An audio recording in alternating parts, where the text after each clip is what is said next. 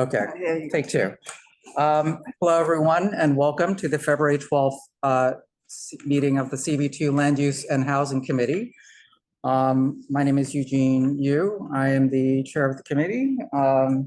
Katie Bordenaro, vice chair. Breathless. Committee members, if we could just go around quickly. And Frederica Siegel, member of Land Use and also liaison to the meatpacking district. Anita Brandt, board member. Carter Booth, board member. Stella Fitzgerald, board member. Susan Wittenberg, board member. David Gruber, board member. And then online, do we have any committee members? Yeah, Donna Raftery, I'll be there in a minute.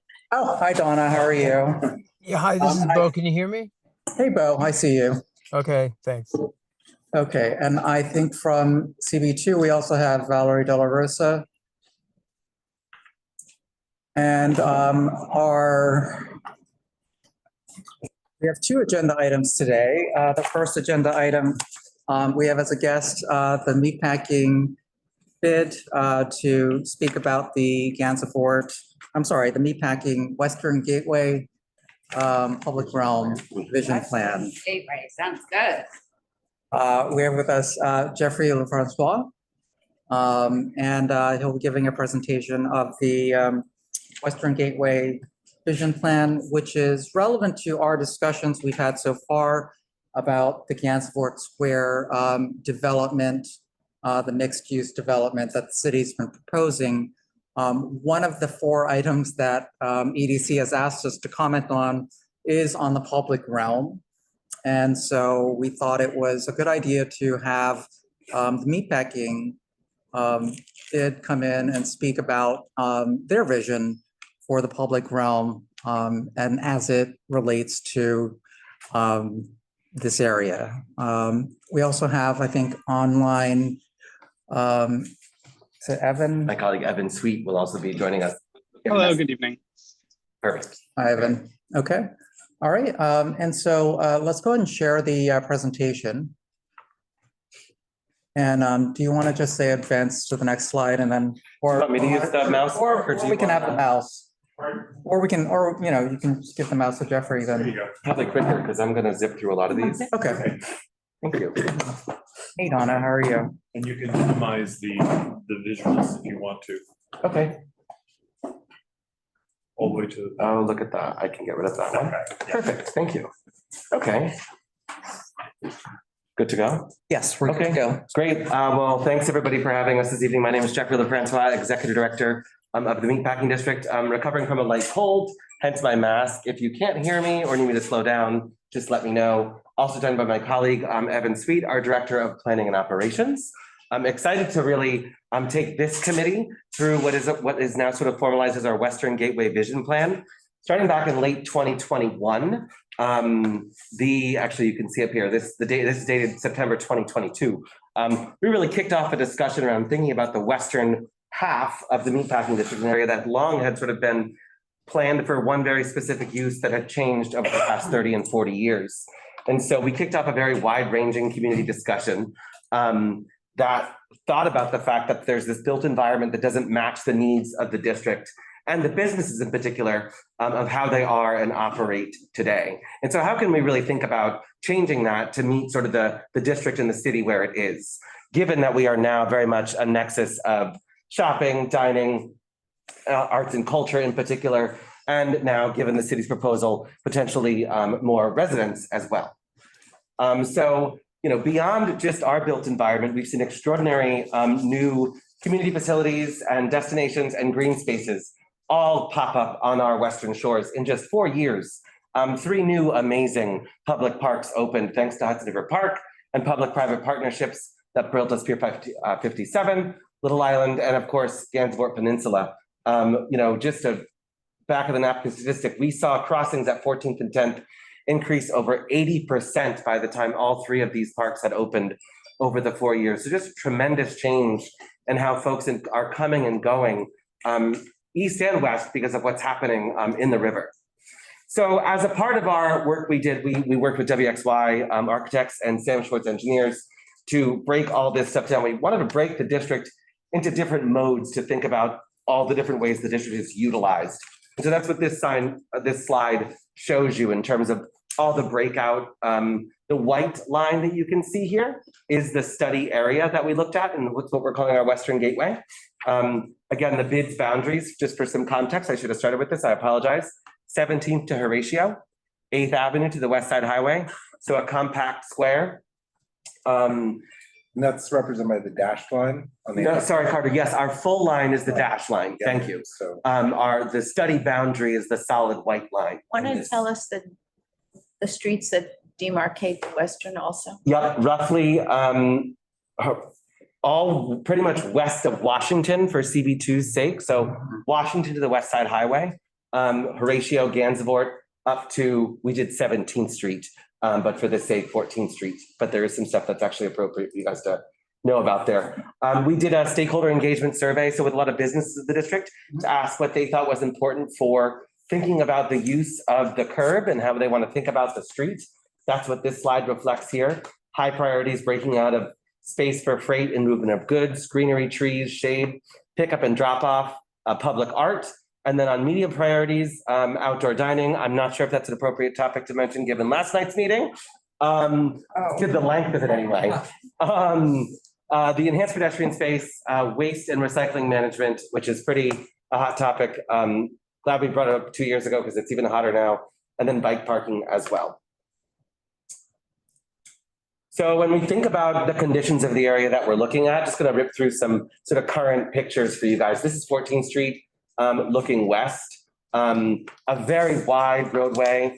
Paint does not stay on cobbles. There was a time when they attempted to paint it and it just never lasted, in fact. And so really creates for a pretty chaotic environment. There's 4 bus routes that use this portion of West 14th Street, west of 9th Avenue is what we're talking about here. A lot of the wideness encourages double parking and just a really chaotic environment. This is Washington Street looking south from just south of 13th Street. That's the Standard Hotel there on the right. And obviously on the left with the Whitney beyond it. It's an idiosyncratic little street in our district because it's two-way. Also a real change in the contextual environment because of the lack of cobblestone and a really just chaotic environment in terms of how cars and then in particular freight moves on this block because of that as well. Here's kind of a close-up shot of today's meat market operations. This is looking north, basically just from about the courtyard. I'm not sure how familiar you all are with the courtyard of the meat market on the west side of Washington. That's Hector's Diner, just beyond the red block here. But you know, that curb cut is very appropriate for the use today, right? The trucks that parked there overnight, they're parked really into the roadway. I'm thankful that, you know, the butchers that operate there today recognize how much the district has changed, because when we talk to them about it, they recognize how different it is. And like the last thing they want is people tangling with their trucks. And so they are incredibly respectful and cognizant of this environment, but it's also sort of not the environment that is ideal given sort of the state of the district of what it is today and proposed for the future. I'm proud to say this picture is outdated because it no longer looks like this, but this is standing basically at the foot of the Whitney, looking south on 10th Avenue.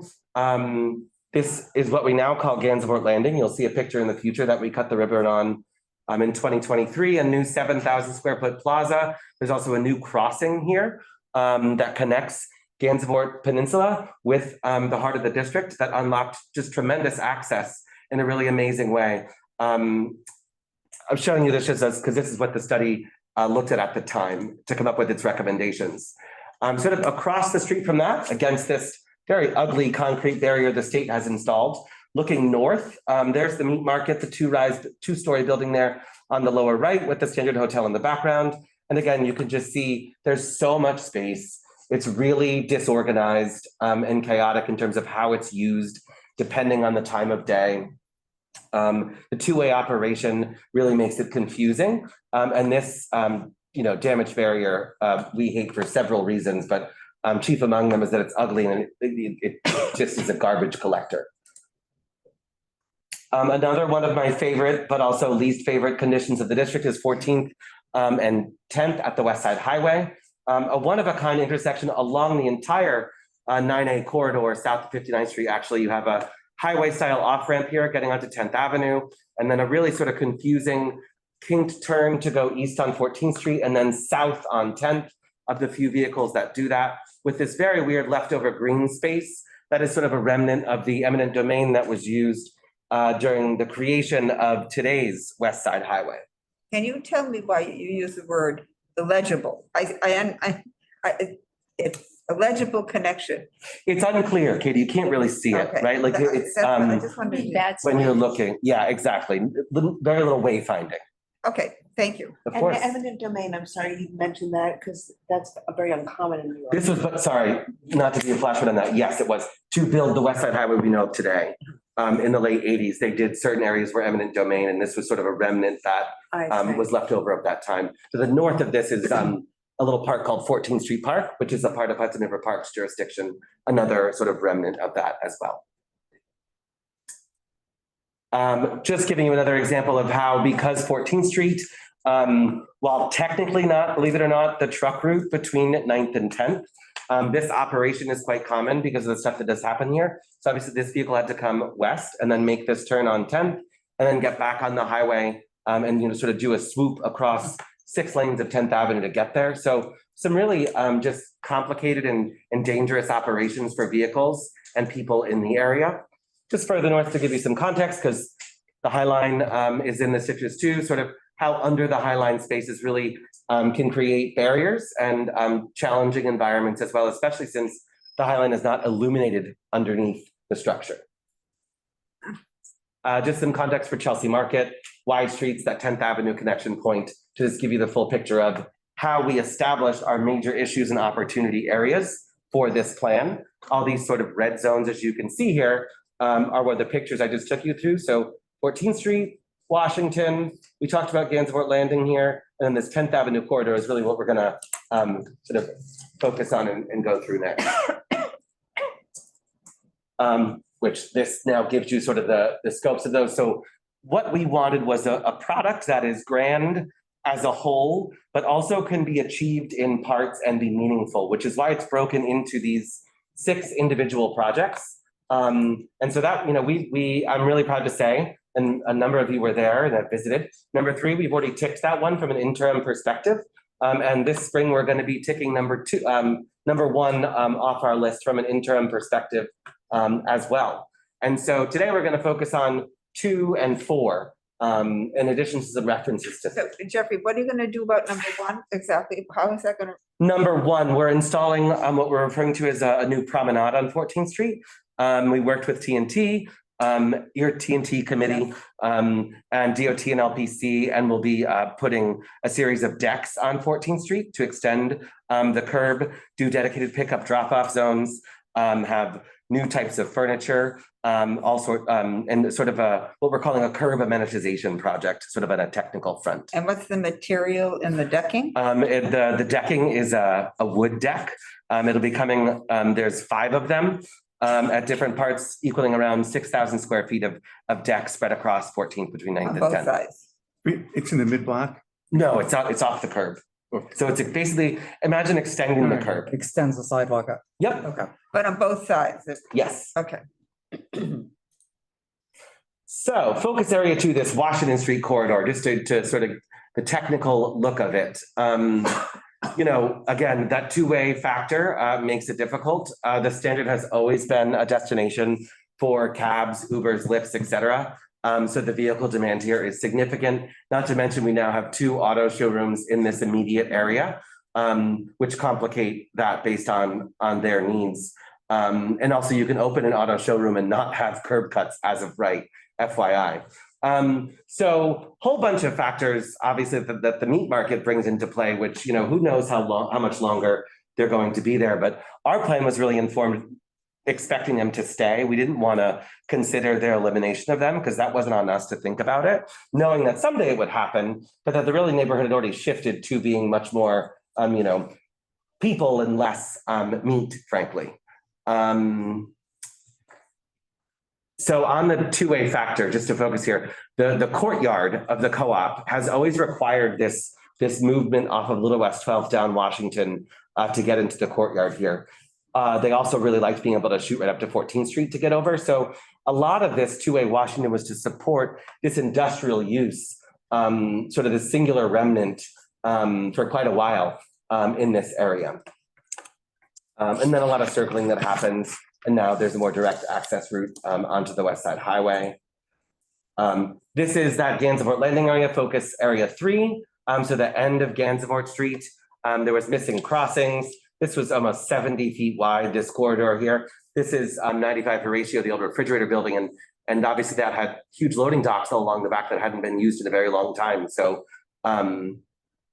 issues and then opportunities are this new crossing to connect to Gansevoort Peninsula and extend some pedestrianization efforts that we've been making elsewhere in the district. Where is it, the refrigerated area? No, so a lot of folks refer to it as the refrigerator building. It's 95 Horatio. It's called the West Coast Building. And Barbuto is in. Yes, Barbuto is on this corner at Horatio. It is the refrigeration. Exactly. Well, and how wide is, you said it was a 70-foot roadway, and how wide is the roadway now, you think? Now it's a one, so there's a picture, well, there's a better picture where I'll elaborate on that. Thanks. Just so people know too, on the bottom, the connection between Jane and Horatio is also part of the eminent domain location. This, yeah, because this That we have as a circle. Yep. Around. Yep. And that's why we've had some other issues that people. Yep, Jane Hotel here, right? This is quite of an interesting loop. It's an odd. And you know, folks always said this crossing, this is not an ideal crossing. Like even if you're here waiting and ready to go, it is still unclear and very long. And so that's why we made a major effort to punch a new opening up here, and you'll see what our thoughts are for the future as well. Looking further north on this segment of 10th Avenue, the Whitney has very specific operations that whether or not they expand, they're not going to change because they're always going to need to load in and out big pieces of art. And that's not going to go away. What will change is how the meat market site is used in terms of its loading and needs and operations. So a lot of that's unmarked right now. You can see again this light gray area, big open space on that asphalt. But the green dots, the green squares are to show you what we see as real means of opportunity. To the north of that is the state-owned DOT lot, used for very weird purposes right now. On the north portion, there's a pay-per-hour surface parking lot. And on the south, it's various uses right now that I find incredibly frustrating because it's a wholly underutilized, very sloppy piece of land. What are some of those uses right now? Storage for state uses, so like state DOT trucks, a lot of construction materials for West Side Highway uses. Okay. You know, for a decade, it was World Trade Center construction staging, believe it or not. And then Little Island staged their entire construction facility from this north portion. And so now there's a permit out for this space here, which is why it's that surface level parking lot.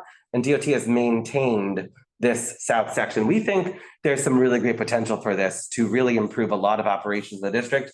We'd love to see micro distribution facility from a place like this. You know, the city spent $30 million to redo all of our cobblestones, and much of them are falling apart, not just because it was a bad spec, but because we have a lot of truck and bus traffic in the neighborhood. And so wear and tear on. Exactly. And so we could think about reducing that by, you know, centralizing how goods are moved about in the district.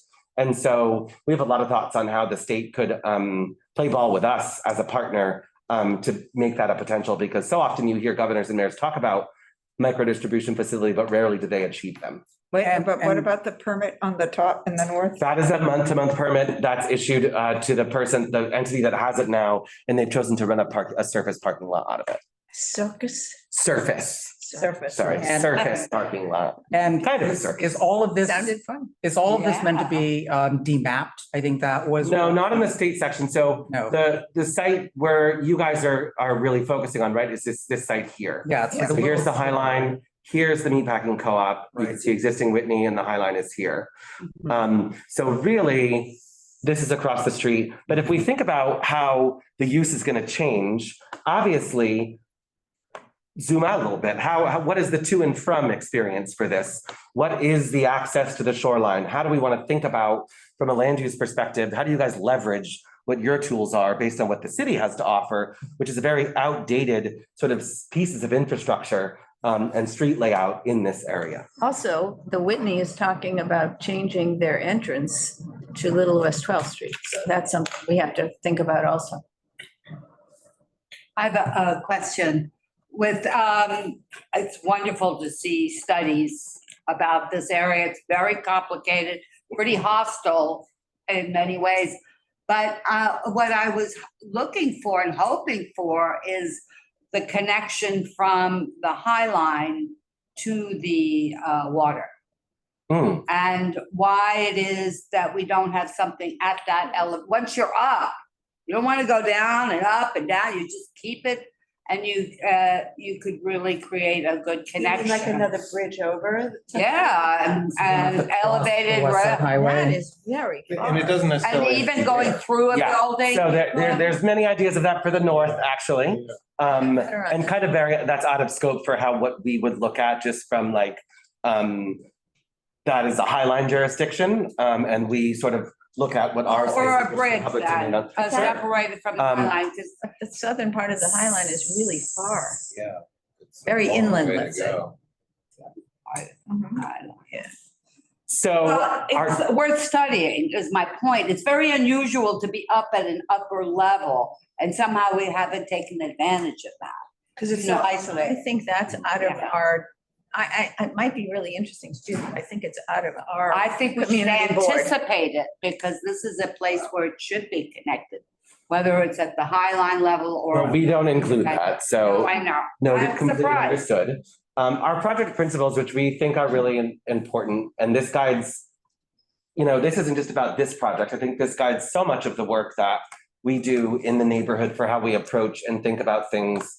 Safe and inviting, people-centered and balanced, connected and seamless, rational and organized, chic and timeless, coordinated and innovative. And so these are what we used to then develop some of the ideas that we're thinking about in this vision. I want to emphasize that a vision really is just meant to put ideas out there, and that even the stuff that we put forth for Gansevoort Landing was put on the ground and was quite different than what we proposed in terms of a vision. And so I think that's the fun of a project like this, is that it's iterative and that each one of these is meant to go through its own detailed process. So to give you a bird's eye view, we're looking north from kind of a weird vantage point, frankly. We're straight up from Gansevoort Street.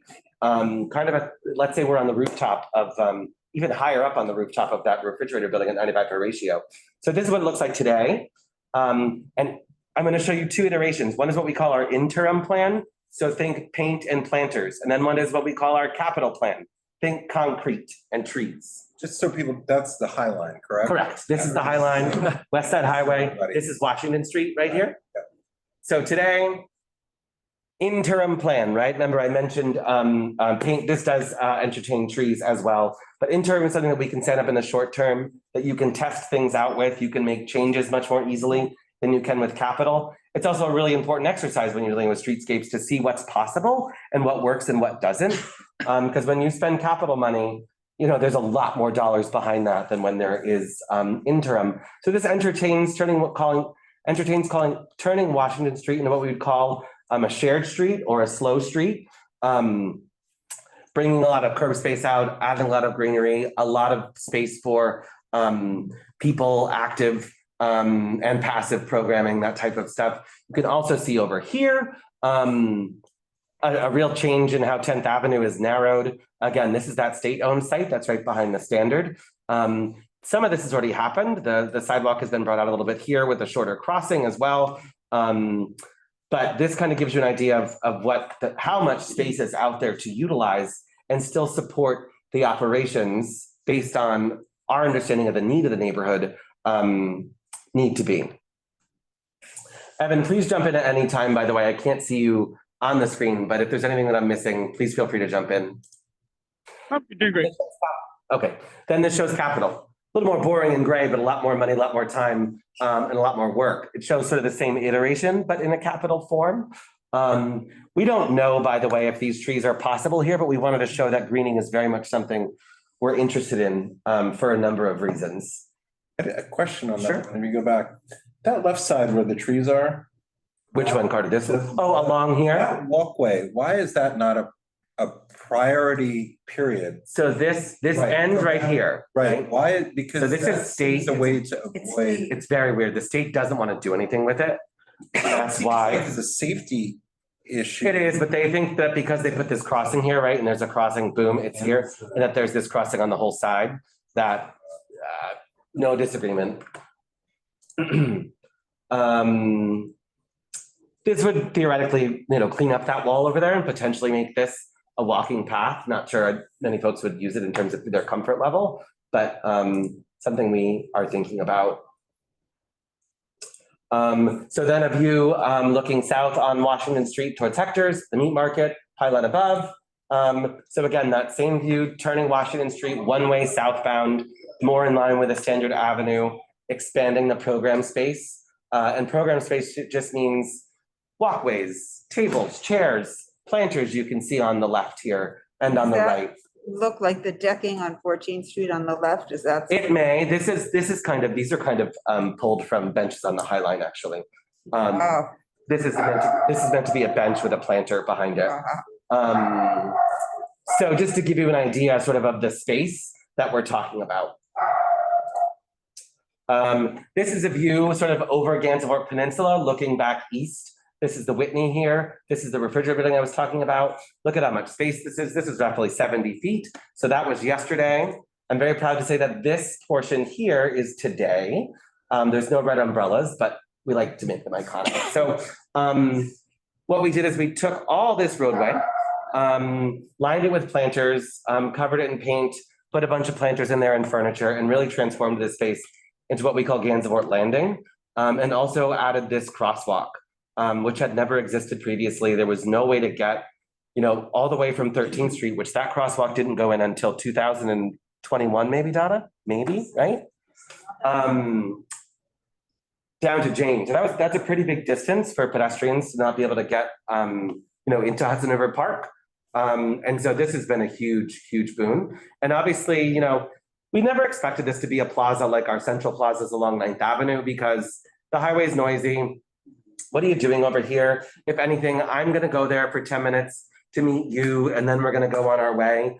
We're going to leave the museum. We're going to see this nice space outside, spend 5 more minutes, and then figure out our bearings, and then off we go. Right? It's really that landing zone.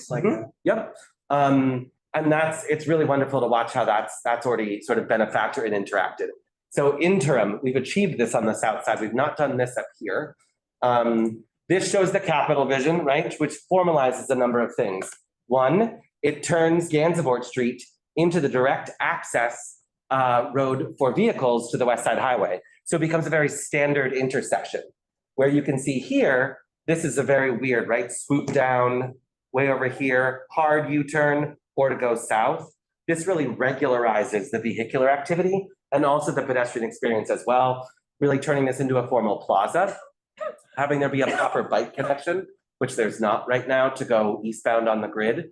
And also ideally, giving the Whitney a larger plaza as well there, because we'll see on the next slide why we think that could change. All this was done, by the way, in consultation with all of our stakeholders. The Whitney was interviewed, the meat market was interviewed, all our businesses. We came to T&T twice, as well as Community Board 4. So this was that existing condition. I think many of you knew about this problem also, and the joyriding parties that would happen there late in the middle of the night. Then we cut the plaza, cut the ribbon on the plaza, a number of CB2 folks there. And it is a really amazing thing to have watched change what you can just do with some paint and some planters. I don't think we have an aerial view. And then this is sort of the ideal capital version of what that would look like. You can see the Whitney there in the background, pretty heavy greenery to buffer the highway from what we see as a real place to gather. So again, another bird's eye view a little bit further north. And this is sort of showing an interim cleanup, if you will, of this very wide, roadway on 10th Avenue north of the museum, going up here to the state lot area, really just cleaning it up to make it more formal. And then a capital vision obviously entertains a lot more concrete, a narrow roadway. Some key factors here. This punches what we call a chute out from the Whitney's loading docks onto the West Side Highway, giving them direct access for their trucks. And also, they have some very large trucks that they have to get special permits for, that this was all designed to include and allow for, in part because we figured that the one thing we did contemplate is that we knew that one day the meat market would close. Wasn't sure when, but we knew that it would eventually. And so that's going to limit significantly the vehicular use coming south on this little sliver of 10th Avenue here, right? So by the time somebody gets to Little West 12th Street, one, they absolutely know where they're going. They're delivering beer to Brass Monkey, or they're trying to get into meatpacking proper, right? And if they need to go past it, who's doing that? Somebody that's made a mistake, doesn't know where they're going, or this is delivery to the Whitney that's going on, and that's what that is. So that was the genesis of the design of thinking about their loading dock, which is here, to then give them the chute directly onto the west side highway. So all vehicles have to do that. If you get stuck in that, No, Katie, we really don't entertain, we wouldn't, private vehicles wouldn't be, we don't think would be allowed past this line right here. okay, but Because it would be, that's- this is Little West 12th Street, so that runs eastbound. And really, like, if you're getting off 14th and 10th, remember that really bad intersection, right? And you're in a vehicle, you can choose to make a hard right, sort of a U-turn, if you will, and go south on 10th Avenue. But why? Unless you need to go across on Little West 12th, that's the only reason you're doing it. There'd be no reason to go further south here. so those two vehicles going south are. Are Whitney access vehicles. Yeah, they're Yeah. only for the Whitney. Wouldn't it make sense to open up a special opening in the middle of the West Side Highway and just do away with that southward lane? So I think part of it is their truck operations, Carter, and how they get to and from. Well, so from the West Side Highway going south, you just turn in and back into the loading dock. It's so they have this, the tractor trailers that they have to come there. This was all, there was big designs that went into this because of the loop that they have to do. No, but I'm saying if they come down south on the West Side Highway there and just turn in, creating another opening. Certainly a possibility. Major. Certainly a possibility. More difficult to punch the median, though there's a big discussion going on about that right now. Are the That it is vehicles the there, edge. the trucks, are those Whitney trucks or? You know, these are representative of the trucks that are there today, right? Okay, so, Um, These did assume a light meat market operation, right? We didn't want to eliminate. but the where are the industrial use. Whitney trucks now? Where that one is there? Yeah, their loading dock is right here, and then you can see the chute is designed to come out right onto. Right, so if they continue with their plan of making Little West 12th their entrance, then how does that, that's what I'm. They're not gonna get rid of this loading. I would be No, that's shocked if they got rid of a loading dock. How does that, how does their change of entrance impact what we want from this? Well, is it a change of Zero. entrance just No, for I think the? This is Right. their commercial, their entire building, if you don't recall, is designed around this loading dock. I know. Because it's but- the only way, this has nothing to do with us going in. This is their art. They have the big elevators, that's I how it know all that, I moves know up. that. I'm not talking about that, Carter.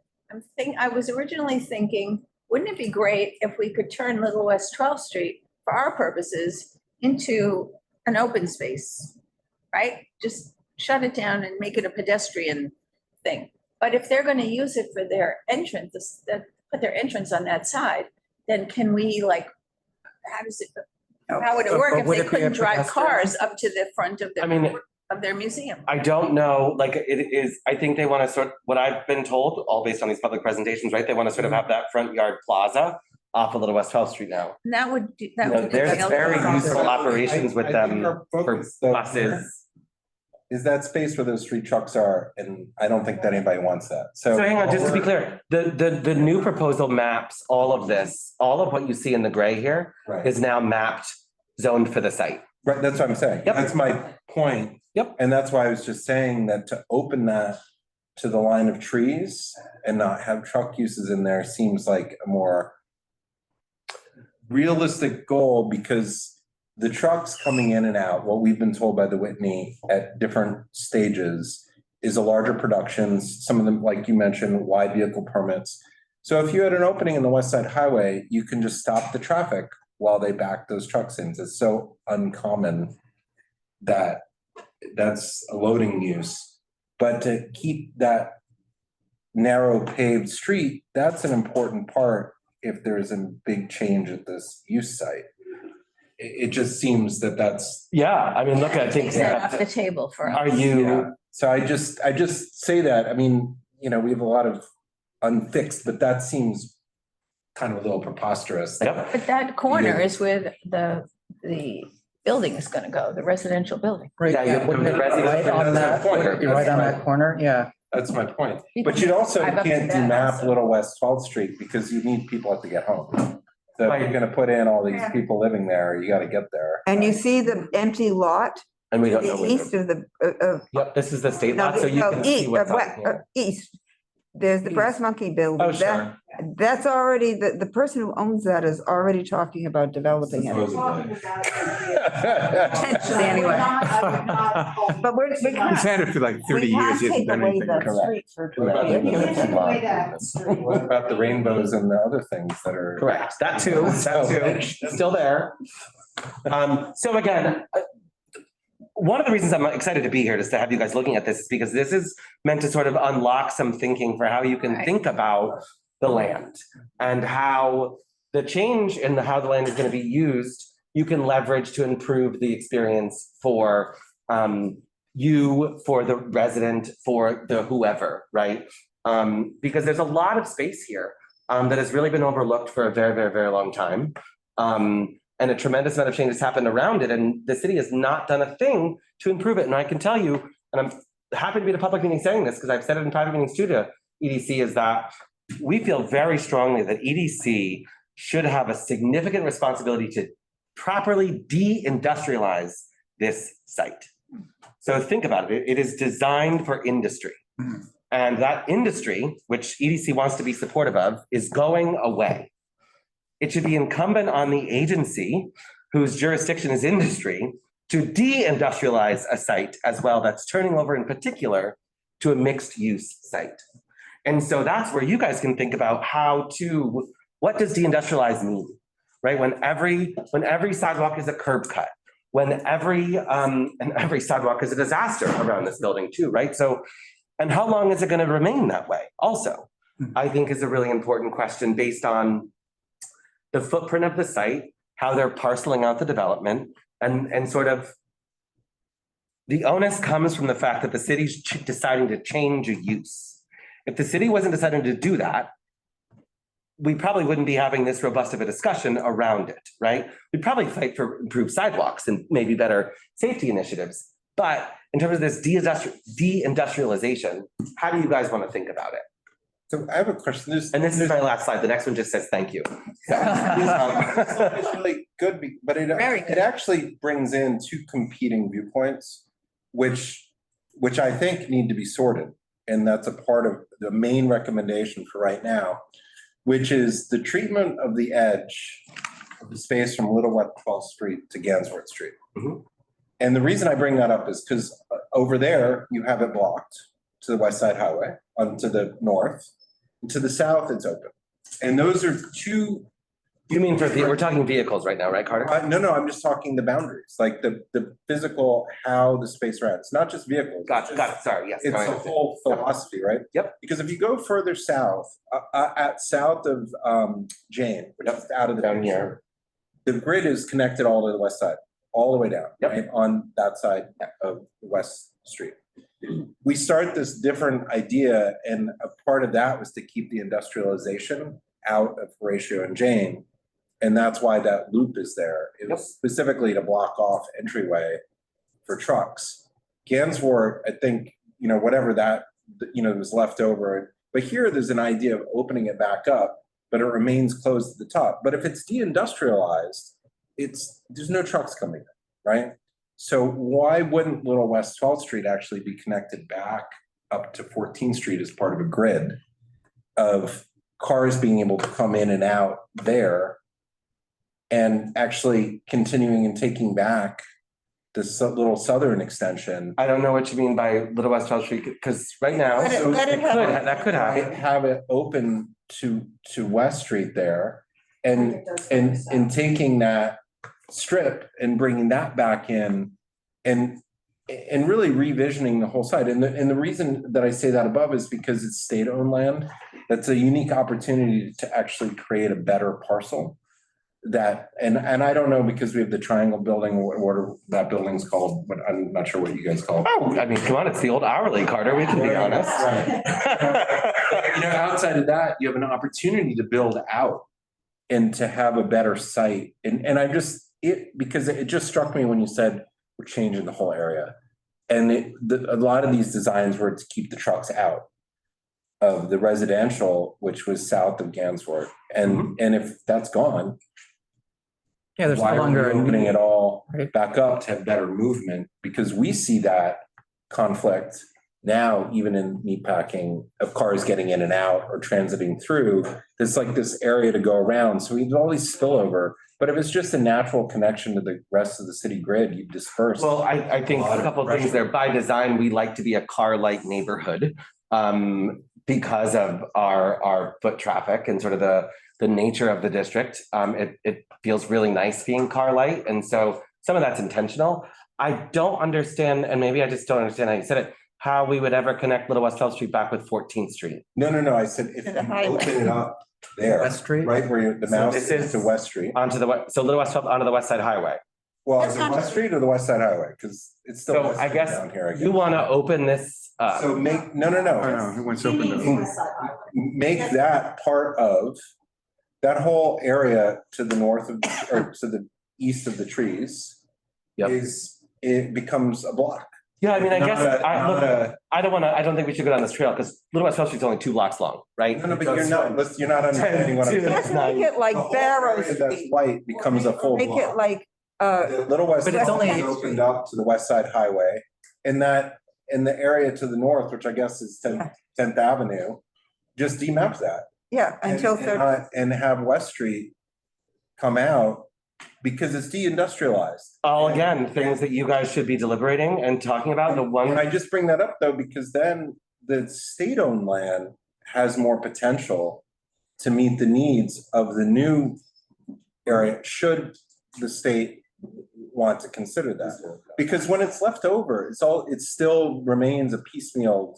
yep, And I'm not saying that's the best interaction with the West Side Highway, but it allows for a better development of what's left. That's But developed. Carter, we still have to keep the road from Little West 12th to Gansevoort for the Whitney trucks. No, They that's could- not true. How would, The opening could just be made in Oh, they the just West Side go- Highway. they could go, they've got to make If the you've U-turn. ever seen these trucks move through, 'cause we see them predominantly in our neighborhoods, or at least I see them, they're moving on Bowery, they're moving on Houston, occasionally on Lafayette, and they're the big wide load trucks with the But they have pickup to go truck all the and way, yellow lights. don't forget, they've got to go all the way to Clarkson and make the U-turn. No, they just turn, if you make an opening right across from the loading dock. We didn't want It to could break be the used- median, you No, know. but it's just to the loading dock and you just put lights there, and because they have special permits, they can make that turn. It doesn't have to be, we have a million openings that you can't Which is make U-turns on the west side. Oh, yeah, oh, yeah. So creating an opening to facilitate the occasional truck movement in and out of the Whitney for their purposes at the expense of keeping an entire street all the time. Right. For their use seems like, If it can be engineered, I see what you're, I'm just, just like the turning radius. so I think that, look, I'm happy to answer any questions, but the thrust of this was like to get some ideas out for you guys to think about just the changing of the land, right? This is the land use committee, sort of different than how transportation might think about it. Yeah, that seems like a very transportation, like a very traffic kind of, I guess my question for no, you. it's not. It's to develop the whole site the best way. Because you're Well, it leaving so informs how- much, yeah. you leave so much potential Mhm. on the table for a couple trucks, the occasional. for the occasional truck usage for the Whitney. Well, I guess, let me ask you, Jeffrey, so now that there's potential of, having a huge residential complex right there on the corner, like, how, have you had any initial thoughts, how that would impact the, this Well, particular? one thing we don't know at all about is where the entrance Where the to entrance the would be? building is gonna be. Yeah, it's right? gonna be on the There's a north lot side. of, We don't know, there's a right? lot of reason to question. Once they decide where that entrance is gonna be, is the why. Right, Because the timing behind all of this is still very unclear. right. And Also, so, Their plan will be resolved when it comes around to ULURP, and that's a couple of years This from is now. 2027. Right, so they may. but you're gonna want to make sure you have a lot of asks in the ULURP. And we want to right? have our vision in place also. Right. I think if we had it, you actually reduce barriers to the west side by pulling that whole site out. Because right now, Look, there's a lot of spaces in between. If you guys started to ask for the roadway, I think that's a real game changer. You should look at the zoning maps to see about that, because that also gives you some square footage. It's state, To the roadway, if you want to get rid of the road here, north, basically. north of Little West 12th. No, south. South, in front of the site. Oh, but that's already in the mix. That's already. Not all of Just it, to this they're is- leaving a road. The Carter's is site rid is of out to the this, road. basically this gray line is your Just site. service road type of thing. No, get rid of Yeah. For the truck access, it's not gonna be. That's what we designed it as, right? Like our proposal always wanted to be inclusive of the Whitney's, Right. Their needs, needs, which aren't going away. For any other. Exactly. All the other traffic that's Yep. going on, that would be gone. Yep. And I'm not saying get rid of it, I'm just saying give them a big driveway and use the space to the north to Excuse me. use it, more effectively.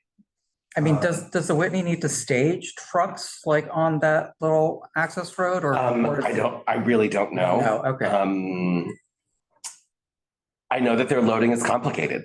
Mhm. So that is certainly a factor. But let's talk about the bids timetable also for implementing this. Yep. Capital and I the, mean, the ideal thing for us is to work together and to Yep. wait until the dust is settled. Because I think, so I meant to give you some ideas of like how things have come into place, right? Like Gansevoort Landing really came together because there was some ideas about it that were floating around. We were able to make that happen in like 18 months. Overlapping with that was this work we were doing on 14th Street at the same time. By the time that's done, that'll probably have been about another 18 months to 2 years, once that's on the ground this spring. I don't know, we have a working group on our board that looks at these stuff, our streetscape committee. And if I had to guess, I think we're gonna take up Washington Street next would be my hunch, but it might be what we call our open streets as well. That will be a committee discussion. Frankly, and I'll say this here, and I would say it to the committee, it would probably make a lot of sense to take up Washington Street, given we don't know what's gonna happen here, and I am very nervous for the interim of it. And so like finding ways to improve Washington when this might become a nothing site for a long time, there's value to that. And Washington Street needs some love, right? It's a difficult street for many, many reasons. Right. I think it has a lot of charm though, just the way. It absolutely does. It's immediately disconnects because you lose the cobble. And then, It's a, yeah. are you saying that like internally, this was one of the next projects up for tackling, right? This was The Washington Street one, so which was, let's see, kind of when we go back. a little bit. So on your That was this one, schedule. right? Like this, something like this. You said at the beginning. how can you do that when you don't know what the site, what they're South of gonna it. do facing Washington on the site? Did you say paint? Yeah, I mean, it's interim, right? Like, I think there's something to be said of what does it cost to do, I don't think our interim treatment would include trees, quite frankly. Right. I hope the capital plan includes a lot of trees, but, if you think of this as the truffle paint, we wouldn't do truffle, we'd do something much more exciting than the truffle. So by making this a slow street from 14th Street, so we only have a few entryways into Community Board 2. Mhm. Right? One of them is 14th, the other is Clarkson, Canal Street. That's it, like from a southbound. All very chosen from the design of that West Side Highway, Carter, remember? And Very specifically chosen. so one of the points for 14th Street, because it's closed off to the east of 9th, this absorbs some traffic going southbound. But by slowing this down, the whole burden of any southbound entry into Community Board 2 for all traffic, because even trucks aren't allowed down there during the day, is then forced down 9th and onto Bleecker Street. And this is just from our board's entryways, and this is something we struggle with, and this is a big part of some of the different times of day, and and that's why I was saying that by connecting this back to the grid, it just spreads all of it out and actually lessens, I think, a tremendous amount of traffic through the whole area by opening it back up. But as we keep parceling out, we get this massive inflow, and then Bleecker Street gets all this traffic because it's the only way. If you come south, go on 14th Street, go down 9th, and that's how you enter into our whole community. Sure, So so that's- doesn't mean no. No, I think but that I'm actually just saying today, that the but- consequence. Sure, but today it's still 1 lane southbound, no matter No, what. I understand, but I'm just saying that the more we slow down, the more we're offloading. Because this, even a few cars going down here changes the whole movement pattern of other ways of getting in. And it's not it's just what happens because we see this a lot for the entry. And so that's why I think some more openings just frees up a lot of stuff. And this could even be on Horatio and Jane. Somebody had brought that up not that long ago of opening up that again too. And and this would probably be beneficial for your district, is to allow more freedom of movement around, but that still doesn't impact the southbound. But again, this doesn't change any access into the village at all. It does, it slows it down. But Carter, slow down doesn't mean no. And so I think that That's- you have 2 stop signs and 1 light signal here, right? We're talking about a very, very tiny access point. It's still Washington Street. It's not going away. You have a stop sign here, you have a stop sign here, and we have a new traffic signal that took years to get installed at Gansevoort Street. And some people complain about it being a traffic signal now, but it's been very helpful. So if someone doesn't want to turn down here because they don't like that it curves, that's their decision. But this does not limit access into the village. It just really helps us think about the space as prioritization of the user. And we come from a pedestrian priority first, and still allows full access for the vehicle. So frankly, if I'm driving, I'd want to sneak down here because it would probably be less busy than other parts than Hudson Street, that's for sure. So that was the genesis of this design, is that we knew getting south in the village would be critical from Washington, because of those limited access points along the West Side Highway. And because we have to move goods. We understand that we have to move goods. We need cabs in and out. And there has to be, to your point, that circulation of flow in this area. I know. It's that's not already this kind of area, slow, so- that street, isn't it? Okay. That street is already kind of a slow paced Yeah, street, I think. Which streets? in Washington. Washington, yes. Yes. So Well, that's, now it has a traffic light at Gansevoort. It's not in his study area. He was just talking to his study area. So to give you just a respects of timeline, this here, potential, I don't know, could we get it done in 2 years? Maybe. So that means you're looking at the beginning of your ULERP process timeline, which is another 150 days, right, after that. So that's kind of the timeline that we're, just to give you an idea of time, of, right, what it takes to do these things, plan them, make it happen, right? And so, you know, I think there's a lot of utility in thinking about this site because it's going from one very distinct use to a totally different use. Residential, And right. how you get to leverage that and like try to utilize that. So I have a quick question. Are you done? Okay. The bid, is the bid saying that you'd like to keep elements of the meatpacking industry in the bid area? Or do you see them as, Elements. or do you see eliminating it? speak up, David. I'm sorry. I was can't just- hear you. I was asking Jeffrey, and I say this because we put a lot of work into landmarking the district, and now there's not going to be any semblance of anything that has to do with meatpacking in the district. Now, you could say we're not encouraging it or disencouraging it, that they're moving out and natural forces are moving it out, and there's no broader, it's not a viable industrial area anymore, but to keep a sense of the landmarking of the district as a meatpacking district, where does the bid come into that? do they see some symbolic? Sure, look, it's a namesake. We're doing an archive project. We have a whole bunch This of. project by the Whitney is taking the last, I mean, there might be some more, but essentially that was the last of the meatpacking district. Fully aware, look, it's the namesake, but look, you can landmark a building, you can't landmark a use. We've seen this play out for the past half a century in the garment district. I've personally witnessed it as a freelance florist, because my family had a florist for 30 years. I've watched it happen on 28th Street. Yeah, but those are not landmark districts. Oh, there's a lot of landmarks in that area, right? In the And the flag- historic flag- districts as well. So, but I think it is a bittersweet moment of transition in a neighborhood that has been under tremendous transition for the past 30 plus years. And so the bid exists to make sure that people can get from A to B in a clean way, in a safe way, and maybe they'll get some pleasure along the way too, because they'll see somebody playing on the plaza and they can have a cup of coffee in a safe environment. What I want to see out of this at the end of the day is a smart project.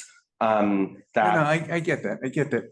But I was just, We envisioned as a board, though, that this use would go away when the district was landmarked, and the priority. I didn't- Landmarking was put into the lower portion of the buildings, and specifically the awnings and the on-street experience. It was not landmarked actually from a vertical space, and it was always envisioned that's right. that these buildings would have height built behind them. Nobody thought that the meatpacking industry was going to stay there. No, but I'm just saying that the elements that are important are the Low- Jeffrey's low point, nature the of it. street level, visual, and And it's your, the historic elements of that.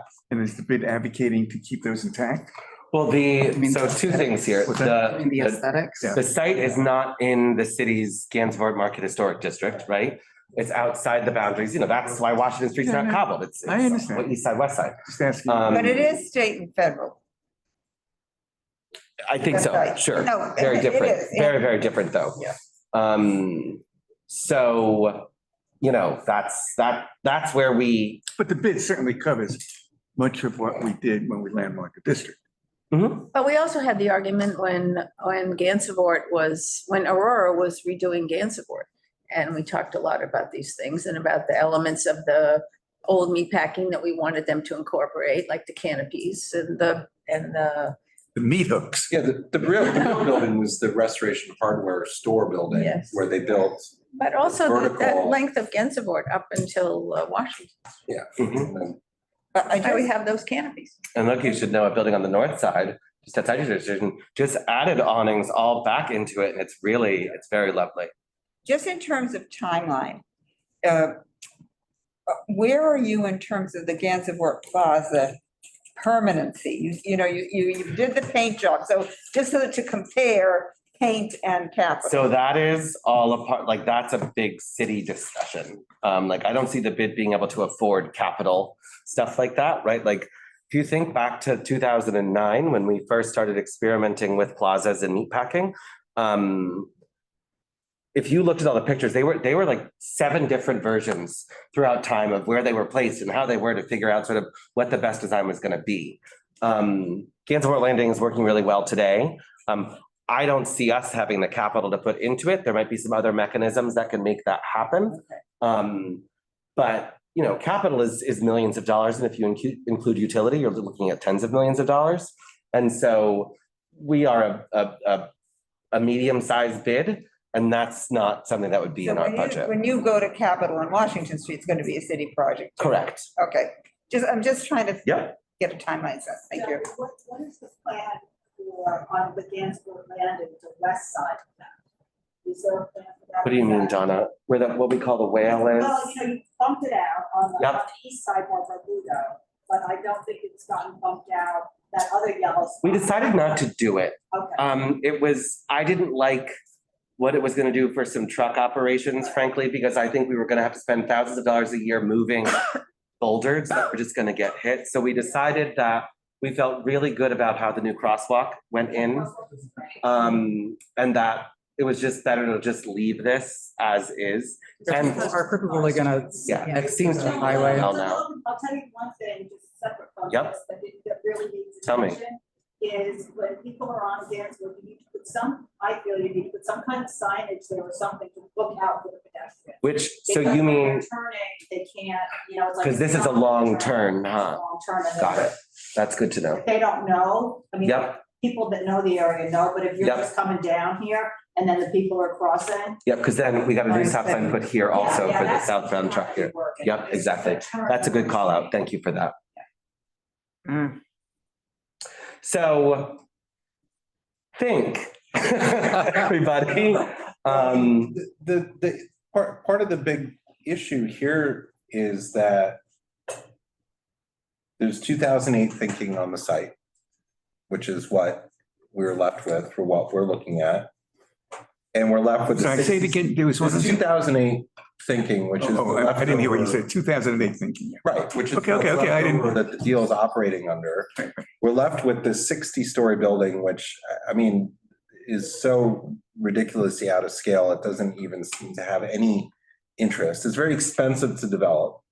So it's like, why are we pushing for an entire revisioning of the site, not to take away people's ability to use and the I parties mean, the involved. Gansevoort Yeah, Square just site. the whole Gansevoort Square, including the street, to Mhm. allow a better, nobody's saying to the Whitney, don't be here at all. We're just saying, let's reconfigure this in a better way.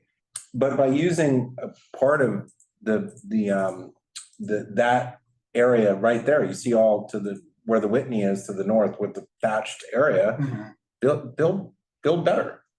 Right, absolutely. You know, I mean, Yeah. and we even saw, and the pushback that we heard was that nobody wants to be dependent on each other for development, because it Right, seems the to be three everybody entities thought that want to was have, the kiss of death, right? Right. But it just seems a wasted resource of one of the last really large parcels here Our that can be district. developed in a meaningful manner with the bulk that's required for all of those uses. It just seems that separating them out is, well, I mean, I mean, that's just, I think it's you a know, message of them doing all of the carving up of that site behind closed doors and without involving Right. any of us well, but a lot of it was left from. from when the Whitney deal was- moved down, In right? 2008, when the priorities were different, Right. right? And nobody's saying that the Whitney can't accomplish what they'd But like I to think accomplish. that what you're talking about is a great idea. I wish that the Parks Committee wanted the city to do a master plan of JJ Walker and Dappolito and 388. Never going to happen. But I think that there's an opportunity that if the EDC had come to us sooner, we could have then talked about this whole site in its entirety, rather than just them Well, bringing us. It's been the a big community boys deal. lament for everything that they don't come to us early. Well, but EDC was really egregious in the way that they had their plan, they Right. had their community engagement, and they changed virtually not a word. Well, they've been working on it for 2 years under the radar. So are there any? I think this building just that they're proposing would be taller than any of your buildings in Hudson Probably taller That's than in anything. Yards. No, not Hudson Yards, it's taller. No, I think if you Taller than go 60 to the stories? building, 60-story building in this. the number height, I think this is taller. There are 45-story buildings going in by 550 Is Washington. that not the case? I don't know. I think that Oh, no, Hudson Yards is taller. for what's the, I mean, I've been to the 88th floor at least. Oh, okay. Well, that's, yeah, we won't. the one or two buildings? No, those multiple are, for sure in Hudson Yards. Yeah, with the edge or whatever. The it's Edge called. has that. There's multiple, not just on the yards, but the ones that are running north on Hudson now also. But that's all the way up there. I mean, that's, So this is the baby sister downtown. So I think, as you guys start thinking about, you know, whether you like it or not, once the ULURP begins, and going into that is where you'll have the ability to come up with asks, and certainly as a part of that, given the fact that this is a distinct site, because remember I said, going from industrial to, you know, mixed use, residential. what does that deindustrialization mean? And what responsibilities does the city have to make that happen when they sort of say bye to a use? Right. What does that mean? Bye to a whole industry. I mean, I think that's a very good point, right? Deindustrialization. Yep. I mean, it's But all David, happening didn't very you bring up quickly. asking, well, what is it that's gonna retain some of the flavor? Yeah, I mean, I can't I didn't get imagine an that answer. somebody's gonna come in to the meatpacking district and say, oh, wait a minute. Where are the meat packers? Where's the historic I mean, Where is it? You know, it's not gonna exist. But I think they'll see it, like, I'm asking Well, it's- Jeffrey, this- are there any of the original, Really, I think if you drive by this, you don't You're not gonna sit necessarily there. know that's what's going on there. That's There's no right. carcasses hanging out there There's anymore. no, we're not saying that this carcass is hanging there, but But that's about it. About it. There's no smell, Says meat there's no market. smell, there's no blood, there's no, I mean, except for in that little hatched area. Yes. but we got plenty In of the that courtyard. in the West Village. and then you have to drive by at 4 a.m.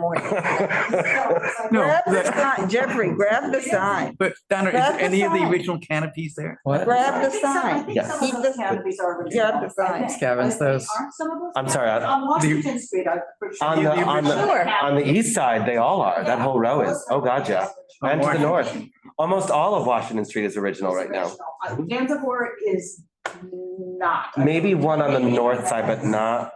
No, Gansevoort, there's nothing on Gansevoort. But there's nothing romantic About in that little hatched building. area. The.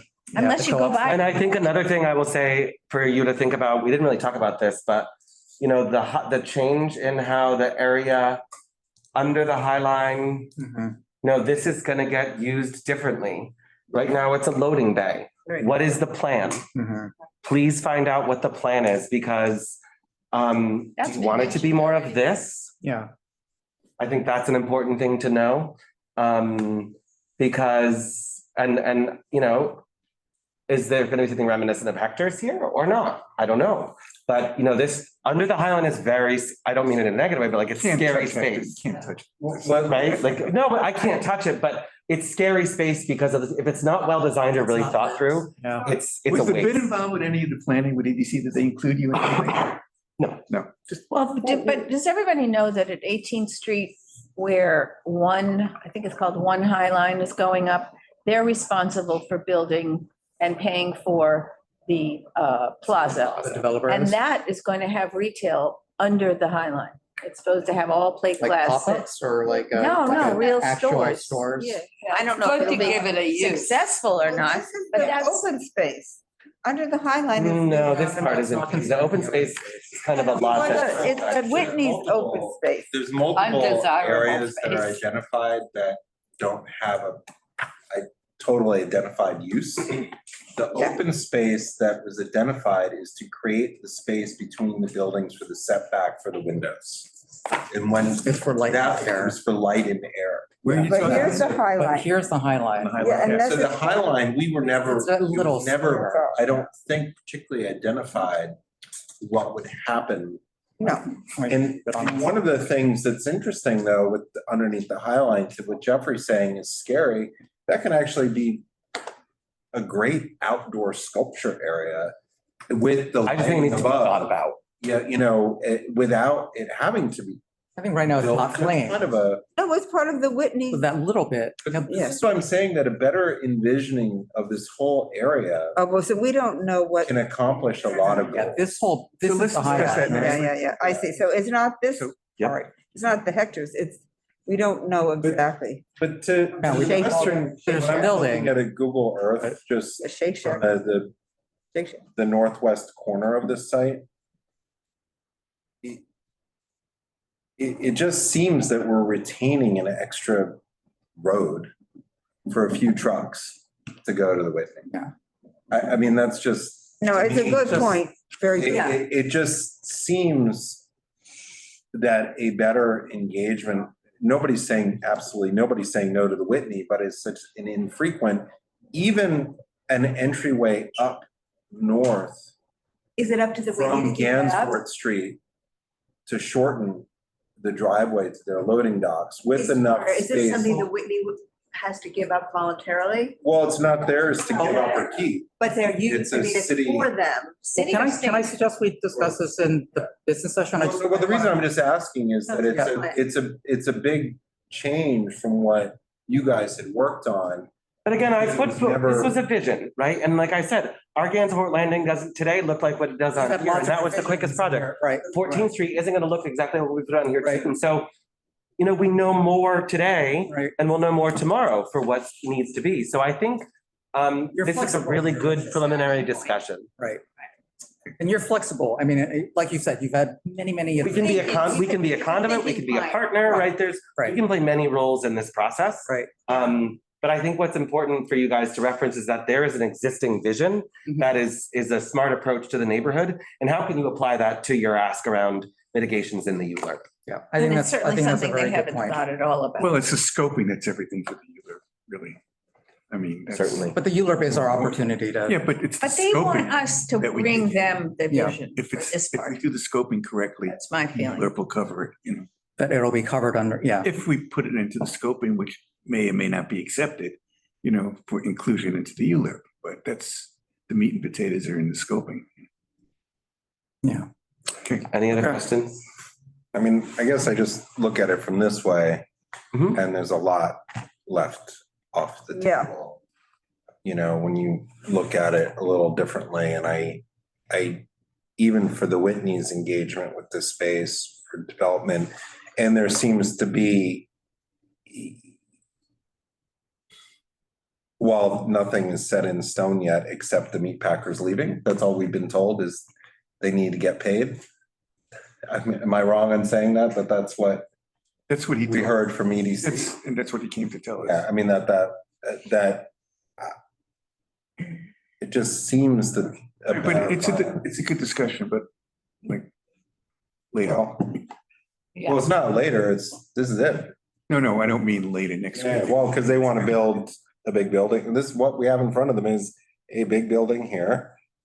A building of some shape here for the Whitney addition or whatever. And that's what's on the table. And it just seems to leave a tremendous amount off the table when I think if you're deindustrializing, how's that a great plan? Yeah. Just across the board. It just, Is it and completely in your study area, by the way? What's in Carter's map? Pretty much, that's yeah. pretty much it, right? Yeah, that's kind of like Yeah. And, the last slide we were just looking at. and even what's even kind of fascinating as I look at this, that connection with a better walkway across from the High Line could be accomplished through this development, to what Anita was saying. As a raised engagement where you have separation at a higher level than at ground level. Like, Going there's a to the lot of museum. really, really interesting things that could happen here I that don't with this think- plan Yeah. is that- unimaginable. They Okay, can't, so they're actually saying, the public are saying they can't see this part of the discussion. Right, well, you want If you're in the Zoom, I mean, you could actually share your screen just so. to, yeah, one second, to figure that out. Well- So it doesn't No, I have a slow my start. computer to a crawl. Start. does Matt want to be elevated? Little less close to my grandfather. Do you need the mouse back, Mark? Oh, do you need the mouse? Sorry. Thank you. Thank you. Google Okay. Maps is a very intensive app, which I now can't even. All right, well, thank you, Jeffrey. Oh, we're trying to. It was an eye opener. Should we I see the know. chat? Well, It's let like me 17 close minutes. out a bunch of my stuff. I can share this. Just, I always see that whole site as being like a 3-story base. Oh, to build up on? And then you build everything on top of it because you have to have some activity down there. You can't have these empty walkways. Oh, and under the, I mean, under the. The whole, I don't know. It's not good, these little narrow Right next walkways. to the highway. The sidewalk Good, is so it's- small. Thank you, Jeffrey. Happy to be here. Great to see you all. This is great Unpleasant for and us to think unsafe. about. Yes, And ugly. There's always that too. and we're having so many people and they've got a sidewalk that's like a string beam here, half the size of this sidewalk. Oh, you mean that little bit that that's remaining? Yeah, that's Yeah. what they call sidewalk. Yeah. And all these people are, they're over Yeah. on the, The whole area needs to be studied carefully because there's so much going on and right now there's nothing going Yeah. you on. see how this is twice as big as what they've got to build. This is twice as big as what they've. Yeah, allotted that's here. true. It's crazy. He's in charge of the whole thing. Mark, is it possible for us to see the chat? I think there's like a huge backlog of chat messages in the Zoom. I don't think they, I think this is not. it's all I gotta- chopped up. Nobody's thinking together. That's right. I have my system's permission I think to. isn't better for that. Always less.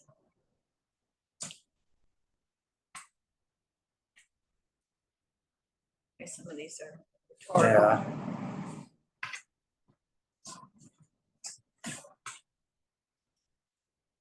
I will say before I go, Mike, I've Yes. had a lot of those questions, what I want to address things specifically as it relates to our plan and what the city has proposed. Mhm. And I will say that our plan does not consider or contemplate that, and it wasn't meant to. It's meant to really be a vision that starts a discussion for how to think about an area that really hasn't been thought about in 30 or 40 years, Well, right? also So the that's city kind of hasn't, the, the city has not asked you for Exactly. any involvement in the plan. so State. And you did this plan before. before anything was, Right. we knew everything was happening. Right. Yeah, so, good night, Thank you so everybody. much. Thank you all. Okay, feel better, Jeffrey. Thank you.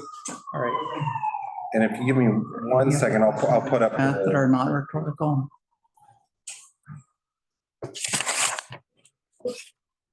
I'll put up the image if you want to see what I. Okay, all right. Yeah, it's probably the, Oh, the application diameter. is just too. Yeah, no, I had to Very print out a important. bunch of stuff because it's, Diameter square. The triangle building, the Liberty. Oh, is that, House. okay.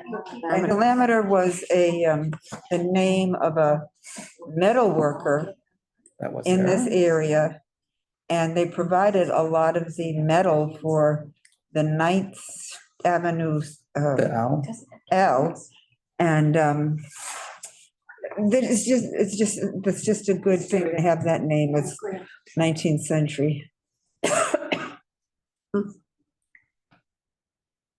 James Thurber. I mean, it should be. here. Okay, what's next? Okay, well, the next is a business discussion I on was gonna put it RFP, down. but, Should, you know, all we right, can expand that here's, to Gansevoort Square in general. Right, Yeah, it's so clear. and you see here. It's actually good. This Yeah. is the boundary. Yeah, And so we have this entire street, this, including not, you see there's sort of this white line? I think that's that's used for the, maybe it's a little further over, sorry. But you see that this whole area could be brought out exactly. and the access to these loading docks actually could be from Gansevoort Street. And, it's some creative design here if you need some turnaround areas for these trucks, because they need to pull forward and back in. Right? Yeah, So if they're coming from the south, they need to go further north to back in. Here, they're coming south and go there and then need to back in. But if you could also have a turn in from here by creating a new stoplight here. And if the trucks are routinely specially escorted, you With could the- block Are you suggesting a, movement. are you suggesting a stoplight solely for the Whitney loading? Or you could create another crossing, whatever it is. I mean, there's stoplights all up and down. But this would just be a direct access as needed, not dissimilar where you have the raised gates. I'm entry sure they're into the gonna look Hudson. out for themselves. Well, pretty in well. Hudson River Park, you have all these special entryways don't with the know, drop down either. security gates. I'm worrying about Yeah. Yeah. Yeah, so wherever they are, but I'm just, nobody's saying do away with their needs, but it doesn't mean you need to keep this whole street here. Just for that one access. No, maybe we get some more So- affordable houses in there. So and if we're deindustrializing, a lot of what this closure down here was to keep trucks from coming in and out. yeah, that's right. And that's why it was closed. And so if you reopen it back up and then opening this area here, you really, let's see if I can. This is You could have a lot more. French. The French stuff, yeah. Let's do the French. Yeah, I can. Okay. So if you move over here, if this is also demapped here, you also can build this whole area in a much better way and have the full access in here. Well, maybe we ought to focus on the area around the residential building and not worry about the turnarounds for the Whitney. Yeah. Well, that's actually has nothing to do with the focus of the Whitney. This is the ULURP because it's not spot zoning. So the ULURP would most likely take into account this northern area. I think it is spot zoning. I think I it's asked a very that. big spot. So it just, I thought we did ask that, and they said that north of Little West 12 is not in. okay, it just seems like it's a lost I know. lost opportunities. Do you think he was receptive to this? I couldn't tell, because it was such a different idea than what he had. He kept saying this is about ideas, but then he Well- seemed to, Well, I think there's one is that de Yeah. facto, the city and EDC is just charging ahead. But it just seems like, as I said, it's charging ahead on 2008 it deals. just feels like now, with Adams and what's going on, everything should be slowed down until we see who the next mayor is, because we're in a complete crisis. Well, I think that's one, that you could do that, but I think here we're trying to achieve multiple objectives, not a singular objective, Yeah. which is No, I to understand. improve our cultural institutions, but nobody's saying take away their space, but at the same time, you can meet the larger needs of the city with housing.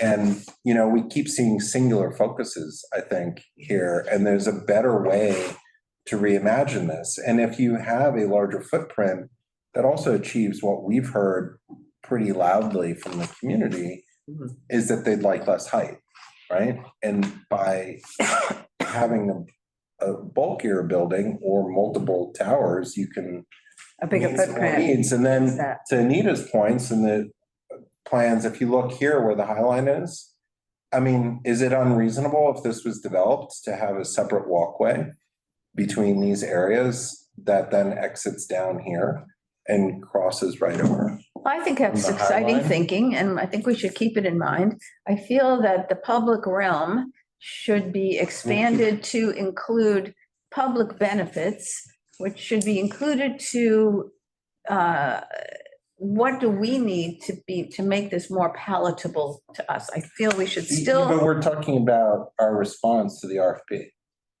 we're not responding to the RFP. That's was on We're the. discussing- that's on we're the- discussing- That's in our business session We're on. discussing the agenda item. RFP. Yeah. Are So, people thinking that we're going to respond to the RFP before? Are people thinking that we're going to be responding to a document that's already been sent out? Why not? why not? What is the point? Pressure? What pressure? They're immune to pressure. I think our next point of interaction is when they tell us what they've gotten back. Not now. I think we keep the pressure on all the There time. is no pressure to be put on, in my opinion. But there's no point in not, Exactly. right now, to not do anything is. I feel that we should wait a couple months and see what happens in the interim and kind of like accumulate something rather than Chinese drip torturing them with, So you accept their plan. no, I'm not saying that. I mean, I'm saying to put out a resolution every month that involves one point, when we could hold our fire for a couple of months and see what happens, to me seems like a better idea. Not to not respond. Just not to respond every month. I think they prefer us. This is also generic. They would like us to be. There's The not- RFP. Yeah, I mean, But Anita, my one question was, it could just be, I didn't. RFPs are change all the But the sentence where they had, About the perpetual, in perpetuity affordability. whether, it just sounded like, hey, where did I send it? if possible, it says. I saw it, there's no hook. Take a reso. It's That's sort of one like, of the where does that leave us? Like, who knows, right? Should we do a Nowhere. reso? Yeah, absolutely nowhere. Like. I mean, it's all lawyers who drafted this thing. we're having It's our clearly session on not it, an so- accident. And it doesn't mean anything. Well, so I think one of the things to decide is, do we do a reso? It's not, the way the timeline is for the RFP, responses are going to come in, I think, at the end of April. 2 months scenario, 2 month window. Yeah, it's 3 months, but yeah, we're already a Well, it's few the beginning weeks of in. February, yeah. Exactly. So for us, in terms of ability to say anything, we either have opportunity to do it this month or up till March or April. In terms of other things that are happening outside of this, we expect that the 388 Hudson RFP is going to be coming any day now. Yeah.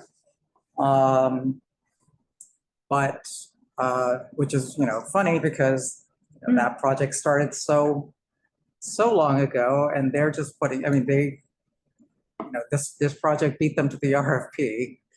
I don't even know what the RFP is for.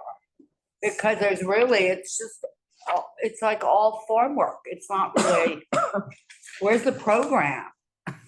But what you're gonna get on this is they're RFP going for to the, get, for the 60-story tower? this is for the 60-story tower. This is gonna be complete with like renderings and financials and So It's we're everything, picking both the design and the construction. I understand it's gonna be, it's gonna include the design. I think it's gonna. So one include- and two, they should be like equally good. Is that what the rationale is? Well, I don't think that's a good plan, but anyway. And it says sale or, it says lease or sale. It's a grab bag. Well, they had told us, They didn't say the anything, sale is something basically. new. They had told us it was gonna be Yes. 99 No, the year sale is ground new. lease. well, they, I just said that. respondents have to give a scenario for the lease. But Yes. optionally, they can also present a scenario if they think they could make it work by buying it But outright. it would still be the same building, so. Yeah, but they all need to present a scenario involving a lease, a 99-year lease. Yeah. So has anybody heard any testimony that's in favor of what has been presented?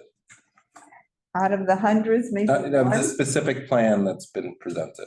You mean I the mean, 60-story I tower? mean, but not just that, but just the usage of the space. The site plan There's, stinks. yeah, and I, And people and may I- develop, if praise we're, the if we're tower, being but not the site. responsible on city-owned land and on development and a plan moving forward, this is not any type of stewardship over this. And there can be, it just seems even in our, at this time period, in what we see with many different ways of getting there, but people identifying housing as a priority issue. Mhm. This doesn't seem like a particularly great use of city-owned land that was originally set up to encourage development in this area and bringing a cultural institution, which is the Whitney down here. It doesn't seem like a good plan that is moved forward. It seems frozen in time and. Well, that's what we were shocked by at their first presentation at 75 Morton. But I think most people and I- want to love the Whitney and they want to love the High Line and they want them to be able to grow. And I think it's only. But nobody's saying that only they can't, and Let me that's just the wrong, finish my well, you sentence. interrupted me. But the vision is that this is the important part, is that the Whitney, this was to bring the Whitney down. Nobody's saying, and I've said multiple times, is saying anything about the Whitney, but to be afraid to step up and speak misses the whole fight of why the Whitney no longer has their space on the Upper East Side, which they fought there for years to have another use. And the community said, we don't quite agree with how this is happening. And there's no reason we should sit back and say that this plan is still good for the Whitney. Nobody's saying the High Line can't expand. It's just a terrible plan overall that's not integrated on what city-owned land. But we've been saying that and they ignored us and they didn't have even bothered to do much pandering to community. I like the use of that word. Yeah, they didn't even, This Go time, through the motions? They had the least is. Well, they don't have But I time. don't think they were interested Right. in our That's the point. input Time. anyway. But I these mean, things are there's never barely been interested in any the time for the community Ever. to. Yeah. You know, all this envisioning horseshit that we go through, whether didn't it even be have that. on Hudson Street, whether it be on Hudson Exactly. Square, anywhere, all this envisioning is nonsense. They never take it into And account. the community knows that at this point. On the other hand, I just want to point out that we did jump up and down and we did say no about 388 Hudson Street. And we did say put the parks facility in there. And, Are you talking about And so the far, so good. yeah, Capolito? no, the no. new recreation center in the base of 388 Hudson. I We see. said we want it. Well, that's because they took away the other one. I think we walked right into that. But That's how we lost pressed our them. other one. Well, we're gonna fight, that's another fight. we're gonna fight on that one. But I think what you're saying is HPD has been much more receptive to changing their ideas based on our feedback, right? I mean, we have seen the plans for 388 Hudson evolve, right? I mean, those The windows, remember the talk about. windows, I mean, even the number of units, I think when they first came, I think they were proposing a much smaller. The 100 units. Yeah, they were not thinking very big in terms of the number of affordable units. They came about when we asked to make them permanently affordable. I think they did change some of their wording. Yes, And they were open to us having multiple floors of use. I mean, I think we asked for a recreational center, we got that. I mean, so far, so I mean, But nobody That's- has been, EDC has set a new, either a low bar or high bar for ignoring and well, community input. I disagree. I think same bar we've always had, but it's always low. very low. Well, but depends on how well they are pretend listening. That's right. How will they? Usually. But I don't think this is gonna help us, though, this They conversation. I save always, everybody time. I always So try to one- not think this way. the one point that EDC has said that they have changed is the 50% number Yes, for yes. the number of units. According to EDC, they've said that, you know, remember we were saying like the minimum is 25%. That's Oh, it's right. ridiculous. And they were That like To me, is so. shooting for a target of minor. 50. I think now the RFP wording says a minimum of 50. And better, and you're in But a it's better position. still to a look at. little- Gave every caveat for less. But it's That's still a what little, it's still not as, No. it's still, But Also, I think units is a mistake. Units can be a closet or they can be. or it can be a 3-story. As we look And at house. Elizabeth Street Gardens. So we cannot use that. That is like a square foot thing is what we have to. But 485, 45X. X, 45X, that dictates the number of units of each type. It says something like you can't have more than Certain 25% percentage. studios. You have to have yes. 50% 2-bedroom and greater, that kind of thing. But it doesn't So- say how big. I a know, but studio we needs to can't be. evaluate it. Guidelines, though, there We are can't- guidelines. There's no value when it's talking about number. 500 units here and what does that mean? Square footage means something. That's, Well, I think the developers are gonna see that that the building, the footprint of the building is not, even with that height, it's not large enough to produce the proper number of. no, we have to build units. over the Whitney. I don't know what the It holdup would be is. interesting, I don't know if anybody's heard from any developers what they think of. I've heard Putting, that to build that tall and that narrow is extremely expensive. Right. And it doesn't lend itself to affordable housing. Well, those are the luxury It's needs. inefficient. It's an Is it something inefficient Build a- construction. build a- It's such a uneconomical. narrow- Too much vertical circulation gonna for need, too like- little lip space. You're Which gonna is- need like the elevators and all that. like All the you gotta get people out no matter what, Right. stairs, elevators, extra elevators for the people who live on the top Right, floor. multiple shafts. Maybe they right. even have their garage up there, I don't know. But that's a lot of circulation. Yes. Okay, so I'm going to make about 2 or 3 points. Should I put any of the, what EDC presented up on the screen? Well, let me make my points and then you can. Okay, first of all, I think it would be important to have a resolution because now we're talking to a different audience. Now we're talking to the people who are thinking about putting together their RFPs. The city's not listening, okay, but now we have a public, we can make statements to the public. You want to come to our community, this is what we would like to see from you. And I think that that can be powerful. Are you It's talking never about a been, reso for the meatpacking plan? yes, for the Gansevoort Square. For the the new- RFP. Okay, okay. Yeah, yes, No, thank no, you. You're talking about for the RFP, right? Or are you For talking the- about for the meatpacking? I'm talking about the Gansevoort Square RFP and why we should have a resolution on it.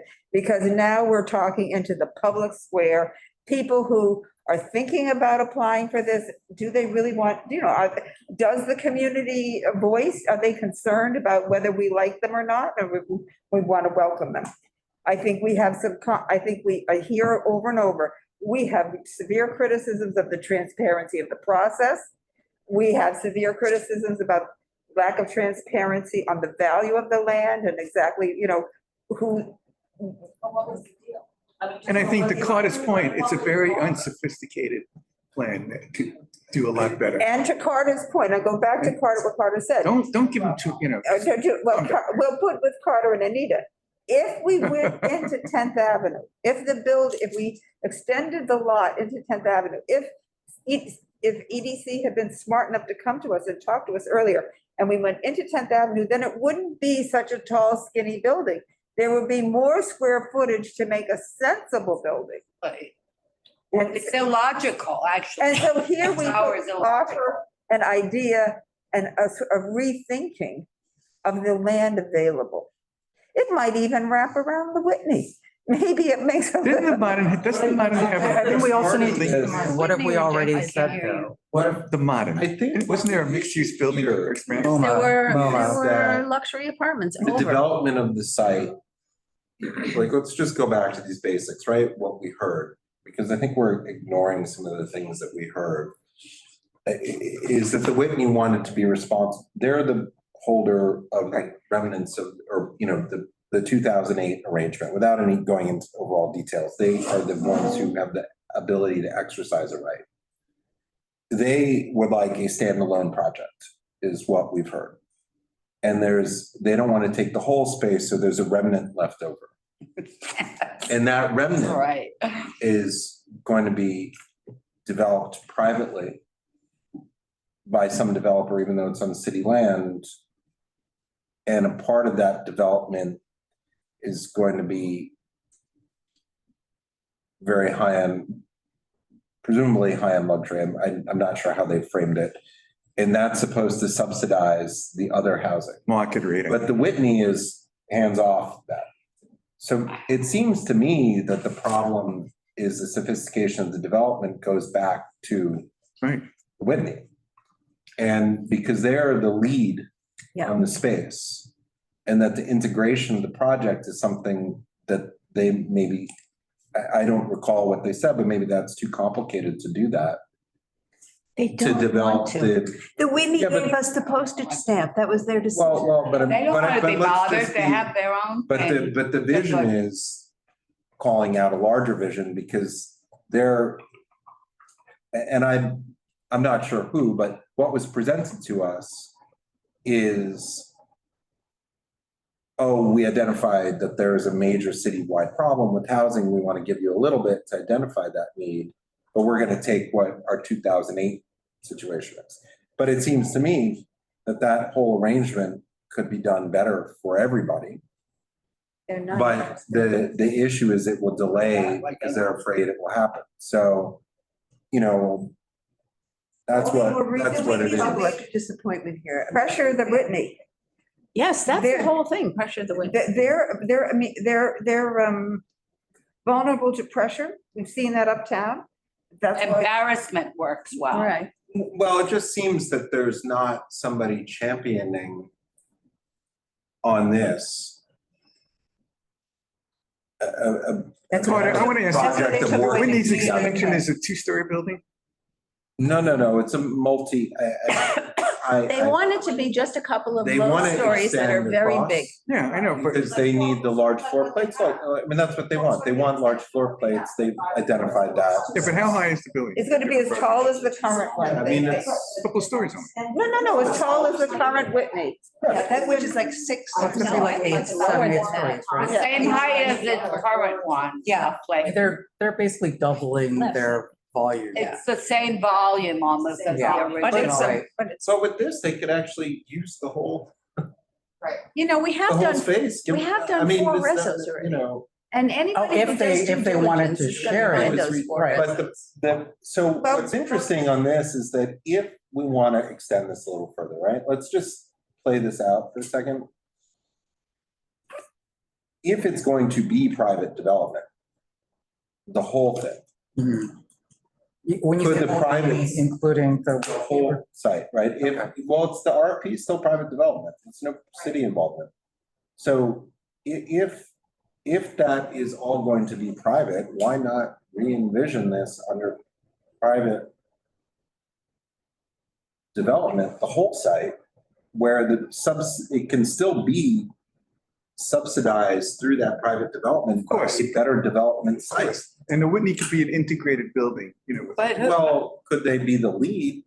Or could No, you're saying, another? look at the whole site. You want to look at the whole site, but Whitney can take the whole site if it's. I'm just saying, if they build, Right. if it's private development and not city, right? Right. So the whole problem that we heard identified is the pipeline, right? We heard, why isn't the city developing this? The fund. Because city Right. fundraising adds a couple years to the final project.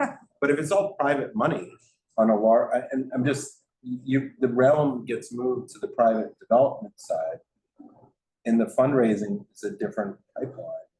And it works, it could be just as accelerated. good. But the High Line has its little piece, okay? The M and O How did building. they Yep. get that? That's another question. That's a deal. That's just a, I know, that's just a but deal. Nobody's saying that can't be a part of this No, either. The but Whitney- the lack of You know? transparency of that Of and course. why them versus anybody else. Right. I just put The that out Whitney there. has, they want what they want, and they think that they're doing they give a public benefit by giving the little corner.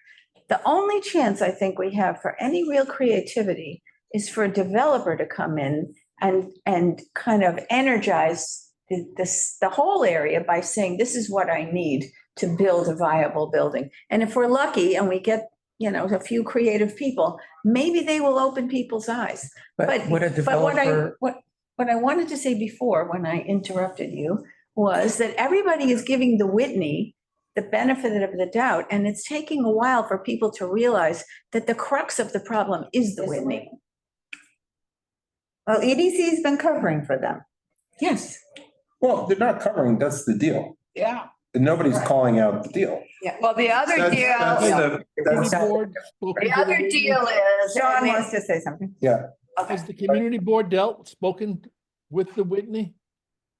Yes, They presented. Well, have we we? were at the first meeting at 75 Morton. No, but No, has, that- no, Have we there mean been any- separately? No, we I haven't. meant separately, yeah.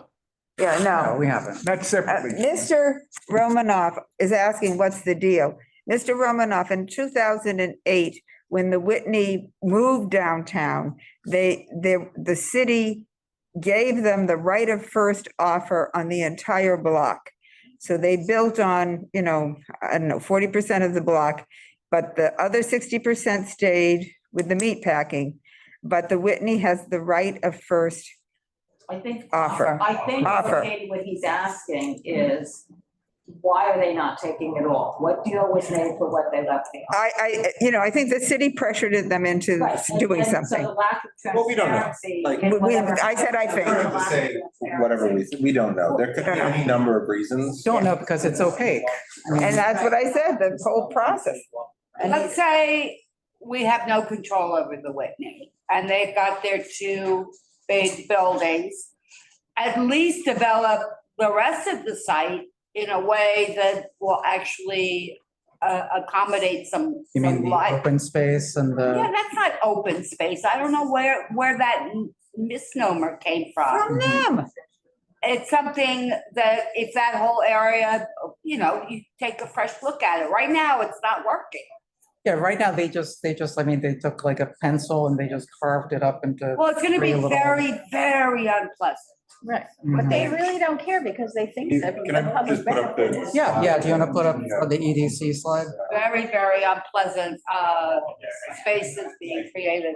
The other thing is the contract, the RFP from, I didn't see it written, but they told us in the meeting that the developer is gonna come back to us, to them, EDC, to tell them how many units they can have.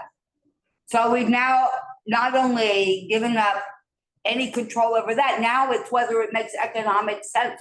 There's so many outs. That's how they've always Exactly. structured it. There's That's how so they've many always- ways That's the out. reality of building a building Yeah. is to see what you can do with. the I mean, money you're that willing was to spend our, To make a profit. but that was our complaint about it in the first place, that EDC had the That's power just to the reality say. of designing a building. Yeah, but. No, it's but a the EDC reality if but the you do, EDC if you're not could have following said- it with a client. Right now, it's like, the same person is watching, there's no oversight, there's no accountability. It's like, yeah, but we want those 50 units, so how can we Right, make it EDC happen? is setting the Well, it's rules. just too difficult. Right, EDC You set the know. parameters for what the developer. Maybe you don't make that much profit, maybe you make less So- profit. There's the, okay, right here, Since it's city-owned land. what we're talking about, right?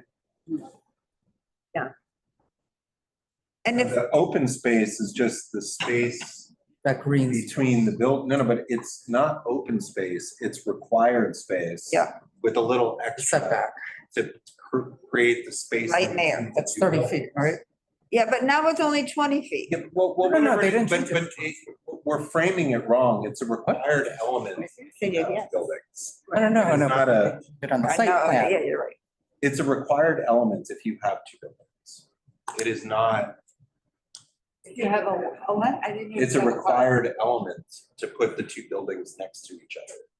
It's a byproduct It's of building a tall residential building. It's a little more than Right. required.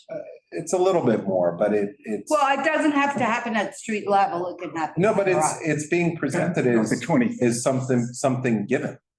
But it's a requirement, is my point. Well, Like for to build two fire and buildings, stuff. no, to build two buildings, you need the space between them. It's not given open space, it's required space, I and most of gotcha, it, yeah. to build the two buildings. We can So, call it light and air space, not open space. yeah, and Fire lane. so right Right, here, you yeah. see that the Wind tunnel. bulk of the site is given to the Whitney expansion. It's actually a little bit bigger, David. You can see the envelope.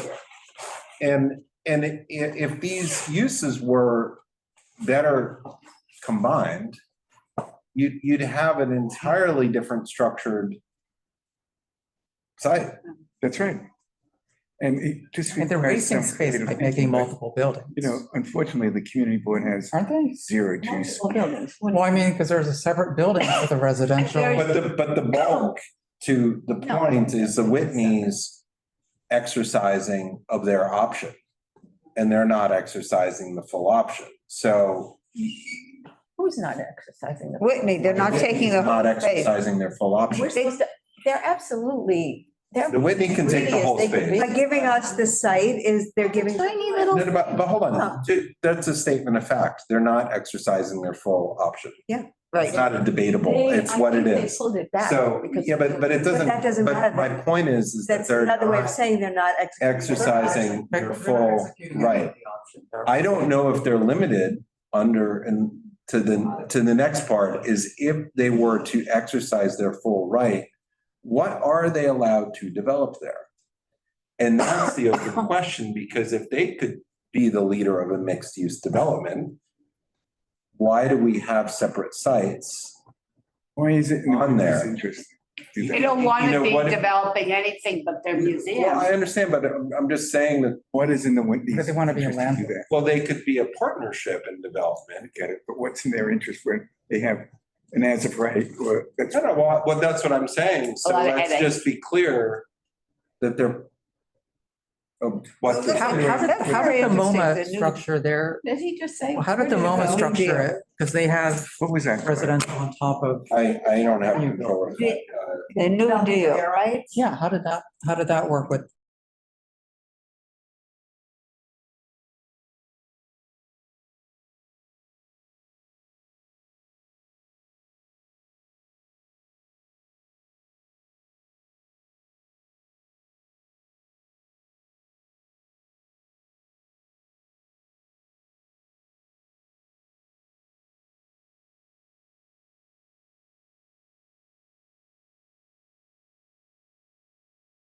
Just cut off at the road. Well, of course, Better? that's gonna be the basis of Something the happened with appraisal, audio? of course. No, no, I understand, but I'm just, I'm bringing this up because I think that that's what we've heard. We're not articulating some, No, no. It says the Outlier. audio is cut off. Question, that would be a superior. so. It's back on. There's no question, that would be a superior. So I don't want to get too prescriptive of whatever the final result is, but one of the things that often when multiple parties don't agree is that somebody says, can you go back and discuss this further to come up with a better. Well, maybe our new mayor will do that. Well, that's why I said We're it seems just like an odd asking for moment to this be doing because something so big. even within our own board, when, with people with very differing viewpoints on where they would like to see things end up, or maybe this there. I'm not sure, maybe it's a combination of both. But everybody seemed to agree that this was not a good outcome. Well, we've never actually, the Whitney has never said that, or the. No, I said from our. Oh, from our perspective. No, yes. from our board members in our discussion at the meeting in December. Yeah. It just seems like this isn't a very good deal for anybody, except what Frederica said is the Whitney. Whitney. We reckon. Well, and the High Line has a sweetheart too also. Oh, yeah, okay. So, Yeah. they get a Meanwhile, few floors, right? they're complaining about what's going on up north, but they're very mum about what's going on down south, that they're the beneficiaries. Well, I'll just say that MoMA sold its development rights. So that's how the housing got built. The St. Thomas Church and MoMA sold to a Houston developer. I think- think that's how their museum got built also. Maybe. It was Right. $85 million. Yes. Stella had her hand up. Well, I She hasn't just, spoken. I just had a question about the open space. Was the shape of the open space, is that designed for the Whitney to have the entrance on Yes. Westfield? Yes. Yeah, that's right. exactly right. I mean, it definitely doesn't need to be that big, but I guess they're planning a plaza. That plaza. Yeah, it seems like. Or So sculpture. it's even more, For the More to Whitney. their benefit, yeah. Yeah. But it's their property. They're not giving it up. Right, They're gonna own it. Well, right. they don't own it yet. They No, will. but with the That's Right. idea, and then they said they want to do outdoor programming. They might have, and so, dance troupe or whatever. and then what we heard tonight and through all of this is the 10th Avenue, which is this space right here, is still maintained. Yep. Right? But we saw a visioning plan of which two of the parties in this, the Whitney and the High Line, are partners in shaping that plan. And so the continuance of meeting their needs is maybe, not necessarily for our purposes, what we would recommend, because we could, what I was pointing out earlier is that there might be a much better use for this site if this was drawn out here and allows a lot more envisioning and flexibility. And it sort of ties into if you go, one of the things that was not mentioned is that by making Washington one-way south and with no northbound opportunity, it puts all the circle traffic onto 9th Avenue North, which we heard at our traffic and transportation meeting. Ninth which Avenue Donna- North or Route 9. No, 9. Oh, my. Ninth Avenue's the little left Yeah. going north to a traffic light that only lets 3 cars through at once. I mean, And so while this meets small needs, for it doesn't us, even meet the needs of the neighborhood right is the now. larger area, some of these changes are not particularly well envisioned. And I'm not, this is, the meatpacking district, Western Gateway vision is that vision, but it's absent some other realities. And I'm not, and to Jeffrey's point, it's just slowing traffic down, but look, anytime there's actually another outcome there, which is another northbound is removed, exit. So we really start looking at a lot of different impacts, and it's not about, people keep trying to make this about, oh, it's cars or no cars or whatever, but it's just the reality of traffic movement. We should make a map of that. Well, I think we have the And basis of our reservoir. and relabel open space entrance to Whitney. Yeah. Right. Clear what it is. I think we should wait a month and revisit this topic and see if there's anything new and if we have any more insights and I'm kind sorry, of accumulate things in a reso, not Jeffrey was right. one thing at a time. But I think, but maybe we need more community outreach. Maybe there's a way to generate that, because I have found that, I think people are more upset about this than they've been expressing, and I really feel like it has to do with the community being beaten down and feel like we didn't get the response from Soho NoHo, and they're not responding enough, and I think that, no one's happy with the plan. except Well, how about this? Well, let's just go back before we finish this, right? So this is what we were asked for and what we haven't responded to, which is this, right? This is what they had asked us for our input on. And I think that, the affordability is, there seems to be somewhat unanimous response on that. The ground floor retail programming, that's. I wouldn't know what hard to envision. The public realm and street life is what we just has a presentation on, but we realized that the public realm envisionment is maybe absent, a total re-envisionment of this site. And then the design, which is what we've been talking about all night tonight, they just wanted us to talk about the design of the residential, but the design of the whole site is like, let's give the input on, that's just expanding the response area. And they had already asked for this, but I'm just going back to this because I think The structure, like what, I mean, it would be in the parameters of what they've asked. right. Well, I think that we have a lot to say about the public realm and street life, which they aren't expecting and which actually would improve the project enormously. And I think we should not lose. Well, it wasn't designed with any of that in mind. It was By building- not a priority in the design. Yeah, but by building the building to that fuller site where the edge goes up much closer to West Street, It's a big, actually big creates, changer. it creates closer Eugene? access. Hey, Eugene, it's Bo. Can I say something? Oh, go ahead, go ahead. Hi. Unless I'm mistaken, I'm pretty sure the RFP is already out. It is out. It is. So I'm not clear on what we're doing because if the RFP is out and developers are already working on it, how are we going to affect changes? Well, We're still not accepting that it's a terrible plan and nobody's been Well, I mean, vocal. I'm not And I disagreeing. think to, but Well, I Bo, agree that. Go Bo, ahead, Laura. I'm happy to try to answer. I think that this is an opportunity for us to pressure those developers and tell them, give them some public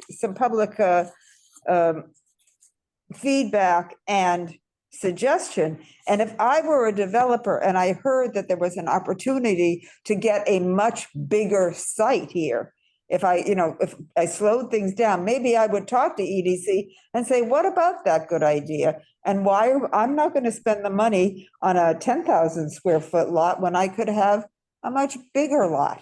And I think that is exactly what Frederica was saying too, wanting to energize the developer. And it makes sense to do it now because we just had this presentation and we're energized thinking about this site and what it could do. So I feel like it's. Any developer is gonna, the developers, they're gonna know what we've said. What I think. They don't know what we said. Yeah, they do, because they do due diligence. I think the opportunity for us to do something is, the Whitney wrote a letter. The letter was so toothless, it was so unresponsive. It was as unresponsive to what they heard in the, yes. let me just finish. No, I agree with you. Why don't we vote to authorize you to go talk to the Whitney and say, we have this letter, a nice meeting, we have this letter. We don't really understand what your position is now that you've heard all of our feelings. Have you changed your minds at all? Have you thought about it from our? Can I just follow up on this? This is really, I just don't understand this because it's not that I disagree. I agree with everything that's been said tonight, and I think it's true. We should improve the conditions and have input and all of that. I think that's all right. But I just don't have faith in the city government. And I think that if they've already issued an RFP and they have developers working on it right now, and I don't know what the deadline is, but it's pretty short, I think. Why do we? Deadline is April, end of April. What? End of April. So why do we think we'll be able to have so much influence now and get the EDC to revise the RFP? I just don't see that happening. I'm sorry. I just don't get it. I don't know how I think it's fine that we can opine. I think it's a good thing to, maybe you'll have developers fighting with each other, trying to incorporate elements of what we've suggested, which is a good thing. But I just don't think we they can't incorporate anything we've mentioned. No. So I don't So- think, I don't think we're, I I think don't, that what we're suggesting is a better integration in such a no, way. I don't think we're that the opposed. Project is more palatable, in fact, because it's not a 60-story, No, I. super tall, but actually a proper development. And Well, I mean- part of that is having a partnership with a major cultural institution, if they were interested in this. And having a better development. Well, I think it's a nice idea, but I think the ship Hey, has sailed. I'm sorry. Well, can to we- say. can we- All right, well, thanks for your opinion. let's go back. Well, we're trying to change that. Let's go back to timelines. So I mean, Bill had a question about, the RFP is due April 30th, 11:59. In terms of next milestones, developers have up until Friday, March 28th to submit questions. The EDC is going to answer those questions like over a 2-week timeframe. So in terms of us being able to influence anything, I mean, that's, I think, the only next opportunity to influence Well, they're touring now. developers. There are There's- two things. they're doing. There's also going to be a tour, a site tour on, How did you imagine us getting in touch with the developers that were responding? no, I don't think that we're No, going I'm to, asking. We have to do, it has to be public. We tell Brian Pape to put it in the newspaper. I don't know, it is a public comment.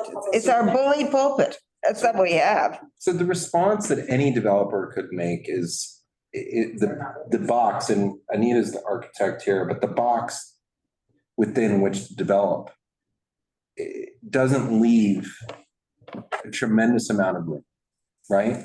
For a development of any type of sort.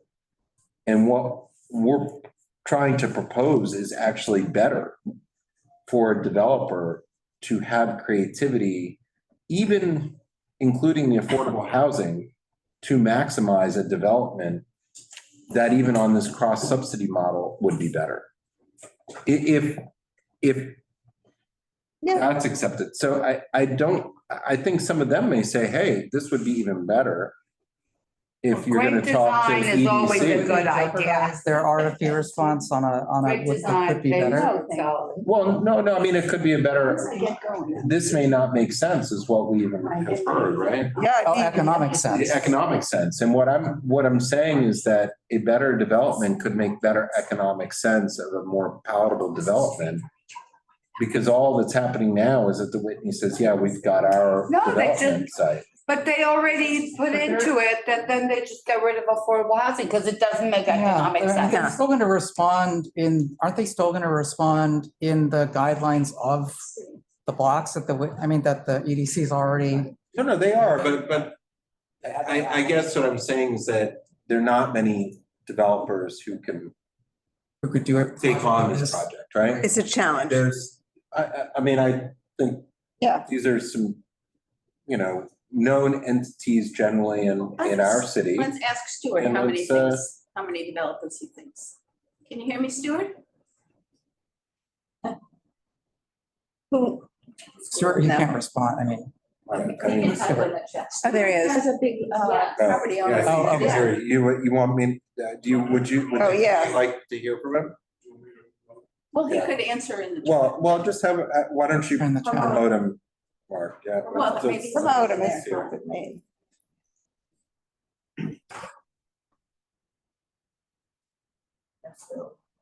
There'll be more. Oh, he says probably 2 to 4 is what he put in. And David did say that RFPs can be changed. Anita, in your experience, do RFPs sometimes get changed? I don't know. in Oh, wait, the government can you, sense. I wouldn't allow want him to to speak? say it. Okay. It has to evolve, otherwise you. Stuart, can you hear us? Yeah, can you hear me? Yes. Yes. Hi, everybody. Appreciate letting me chime in here for a second.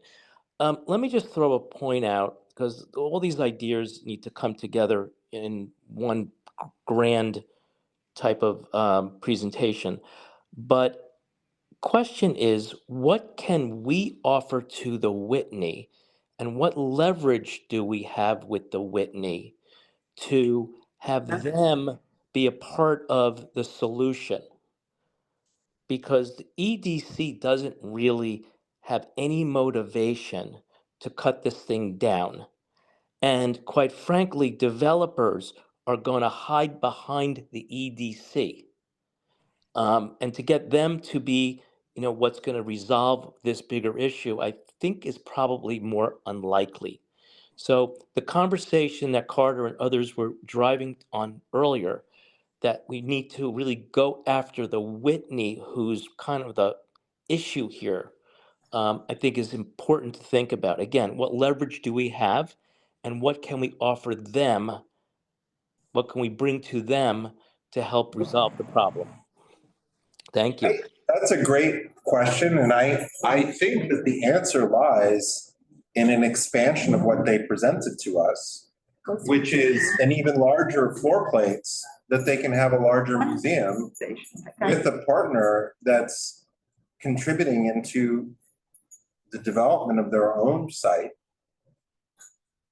to have a bigger museum at the base. Well, and to have a better design. And I don't know if Their that's, value goes up if the surrounding area is nice. I mean, it's not really that difficult to imagine. If becomes an eyesore and unpleasant and unwelcoming, and then they're back to back with that space, But they didn't see it that way. They praised the narrow tower and less shadows and, Better views. That's convenient, but it doesn't house anything. It doesn't do anything for the whole purpose of developing the site for satisfying affordable housing. well, let me put up their slides. Right? What, whose slides, the EDF? These are their slides. Oh, yeah. I think that this is from the very first meeting. And you know that I saw that you put up the thing that shows the varying heights of the buildings. That has not been in the package since the first meeting. Oh, really? Yes, that's. Oh, yes, they're sensitive. They removed it completely. Yeah, and I can see why. Wasn't one of them incorrect? So this is their vision. One of the heights was incorrect. Yes, Yeah, I think- wrong building.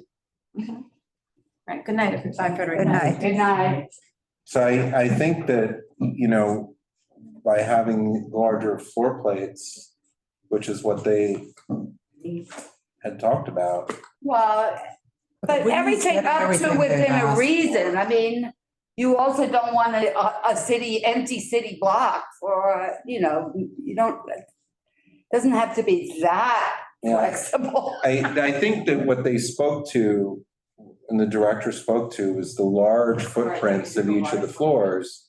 And what we're proposing is actually, I would say, even bigger footprints. I think with it should the- go, the whole ground floor has to with- come up to the, With Higher. residential above.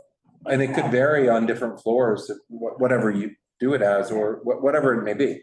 But I think that that's a very good point that Mr. Romanoff brought up. But I think that, can you imagine having a floor that's almost a full city block? Well, as a counterpoint, what Quarters of a city block as your exhibition space? but then you have to Fine, share wouldn't that- airspace. Yeah, with, wouldn't that limit their future expansion? I don't know if they would ever They think just about don't want any expanding up overlap. north. I mean, not north, but up.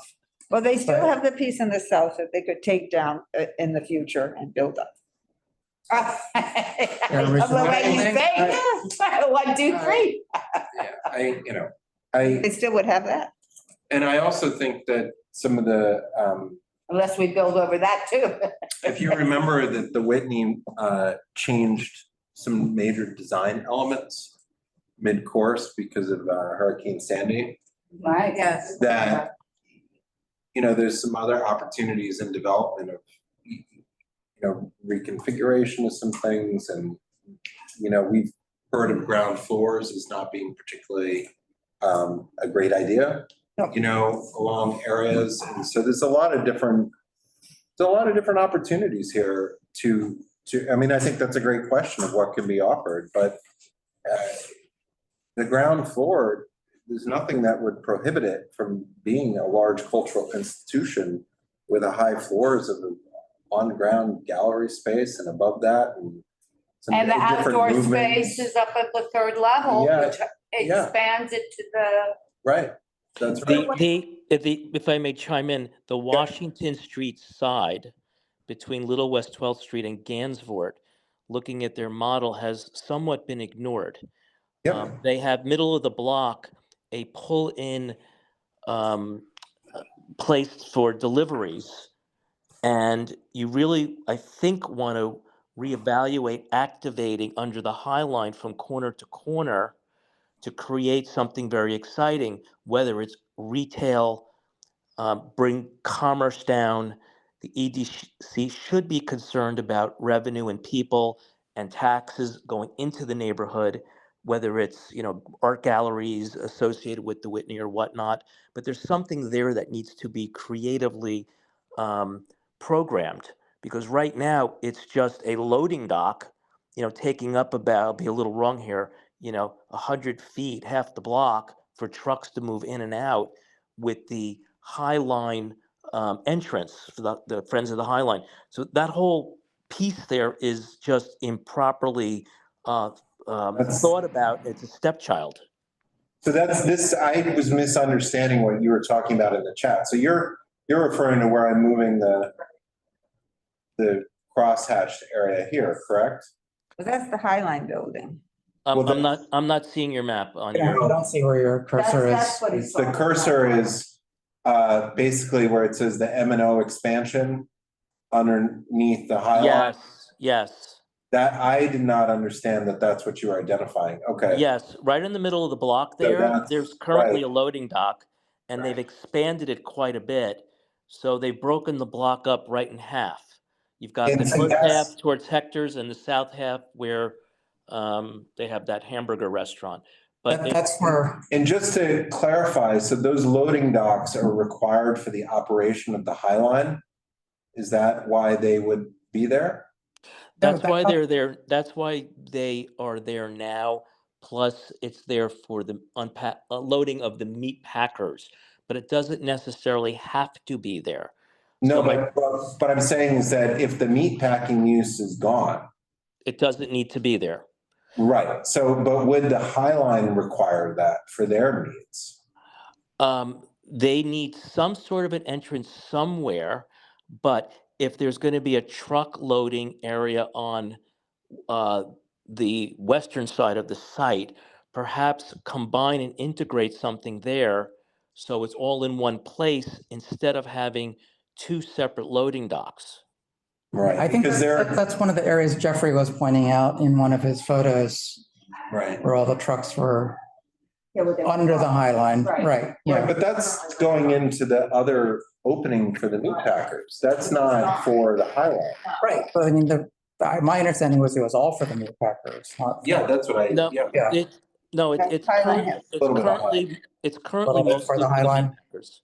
The High Line does enter there as well, and I think the new plan, if I read it correctly, one of the versions, is they were expanding it for both the High Line expanded use and the Whitney. And I'm only suggesting to activate Washington Street. One of the things that brings the neighborhood together is not have it there, but combine a loading dock on the other side where the trucks come in and out, and to unload the art with the larger, vehicles. All right, now I have a better understanding, right? Yeah, thank you. Thank you. The High Line has, access from that. This is the meat packing loading, interior loading Yeah. dock, and they have some access there. Okay. All right, so, I mean, in terms of, I think, since we've lost a few people, I don't think we're gonna pass a resolution this month unless I'm hearing a lot of. Well, I think that, am I wrong in just as a straw poll, everybody has generally similar feelings from what we've discussed here? Yes. So I don't think it's unreasonable for a resolution to be worked on, reflecting some of what we've talked about Mhm.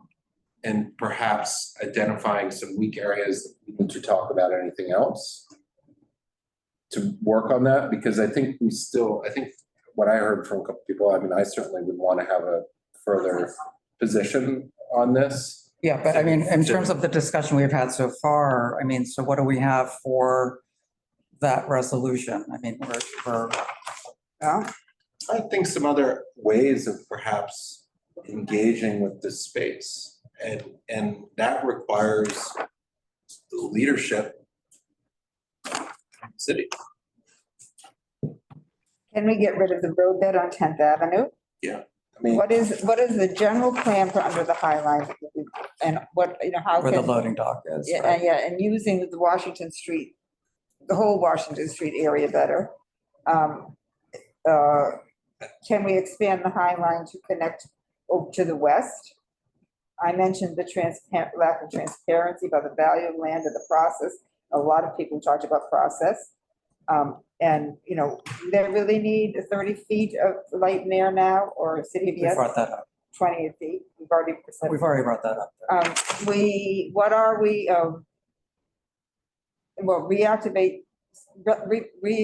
reevaluate the whole activation under the High Line. But there's really the idea of expanding into the 10th Avenue, get more space for the housing. And, you know, Where right now it's that narrow, it's like the narrow place for trucks to go down there. Right, but it's a mapped street. Yeah. Which means to open up Little West 12th and Gansevoort directly to the And 13th, even though it's still probably put that in to there. West Street. Because that's really. you had even 13. 13th is the most, honestly, 13th is really important to have that open because it's the only way out. when people are 13th coming out Street, because of all of that 14th Street, right? People, and a lot of people go across 13th because the standard is right there. Well, it's a full, I think it's the fuller viewpoint of deindustrializing the area. All right, deindustrializing. The truck traffic, because that's what a lot of this design was. Deindustrial. That was the objectionable. I also think that part of that resolution is, we've heard two elements of this deal and exercising the deal. One portion of it is a payment to the meat packers. Another is exercising the Whitney as part of that deal is to get that site. The acceleration was the payment to the meat packers. I don't know who's paying that. But all these interconnected parts just don't seem like they're a great deal. And for the needs of the city on city-owned land. And it would seem that the needs of the city and the needs of the Whitney don't need to be in conflict. I'm gonna put And that. that's an important aspect. Finances. Mr. Romanoff had said is because what are you offering? And the offering of large open gallery spaces is what we were told is critically important to the Whitney. Mhm. So They we said it wasn't can, as important to go up as it was to be able to go out. right, and so I don't think that there's any reason that we can't support that.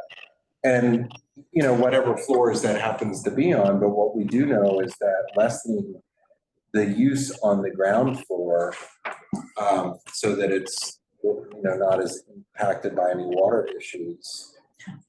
It can be gallery space that's, stuff's removed or some other. They have one small gallery on the first floor now. That's. No, but I mean, Yeah. in the future, because usually you have some warning, you don't have to have Yeah. large scale, Yeah, we did. You're right. We did. I'm just trying to, I think that's an excellent question, is what's the incentive? And I think the incentive is, Right. I think that what we heard is the holdback is the financing option because there are too many parties that are dependent on each other. But if you're using a cross subsidy model, you're not waiting for city money, which we were told was the problem. What you end up waiting for is somebody else to do the project with you, if it's the cross subsidy. And that might still be able to meet the 50%, which would take advantage of some of this funding, which you had. And then you specifically said it said like, you should not anticipate, and then they listed all the different funding. What did you say, Steph? In the RFP, it said, respondents should not expect any additional subsidy from. Yes, yeah, And right, they right, listed all right. the Yeah. sources of funding. And I forgot that, protect the Whitney loading dock and access there too. We're fine with that. Yeah, and one of the other things is by having this larger footprint, and remember, I think we're advocating for maybe demapping. And I don't know where the state boundary, city boundary is. I don't know where 10th Avenue belongs to, but if that's demapped as a part of a larger, better visioning of this, and you have that type of footprint, you can also have all kinds of different elevations. But the Whitney With really this has to space. buy into this tomorrow, to agree to totally tear up the Well, old I- plan and slow it down. Well, I think it's just a better, I don't know, I mean, Obviously, we think it's better, but the Whitney would have to think that, Well- and then everything that's going forward then stops. Would have to stop. The whole timeframe completely changes and. So the basis for what I think we're asking for is there might even be opportunity, I don't know where the bulk and the shape and the size of the housing, but we're trying to look out for the city's needs, right? And two of one is the cultural institutions, which was the whole point of the initial part of this deal in 2008. And then the other identified need is the housing. No one's The- disputing that, it's up to the No, committee, and so. I the understand, clock but is it's, ticking, yeah. but they are interested in their need on their site. And there's a leftover site. What we're saying is, can these come together? Something else. There's an imbalance between the two, which is, I think, what you're saying. Yeah. But being in the real estate business for quite some time, I have a sense that when you do you have an option on a piece of land, it's unlikely that the option gives the Whitney the ability to give back a portion. The option was probably for the entire site. Yes, It was for the entire site. So the question then becomes, what is the deal between the Whitney and the city? What is the Whitney getting back? To not exercise their option. Their rent that they're paying is not all that significantly different, or what they're buying with that 10,000 feet, in or out. So there's something more to this puzzle that I think needs to be uncovered that will help us put together a plan that brings all these pieces together. I'm putting that under the heading of the lack of transparency. And now that's the fourth item, and I think it's very helpful. What are the terms of the new deal? Because we just don't know what they are, and so we're in the dark, in our response as a result.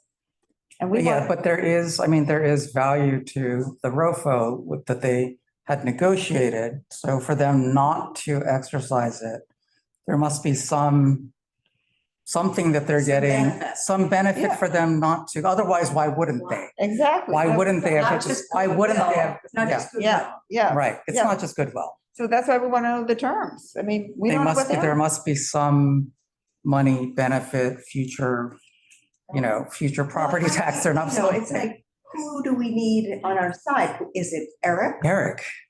I think it's Eric though. That's the thing. It's in So is his. he on our side or is he an obstacle? I mean, the last. Let's rephrase that. Okay. I don't think that's a great way to look at it, because I think that the objectives here again are what is good on city-owned land for the city.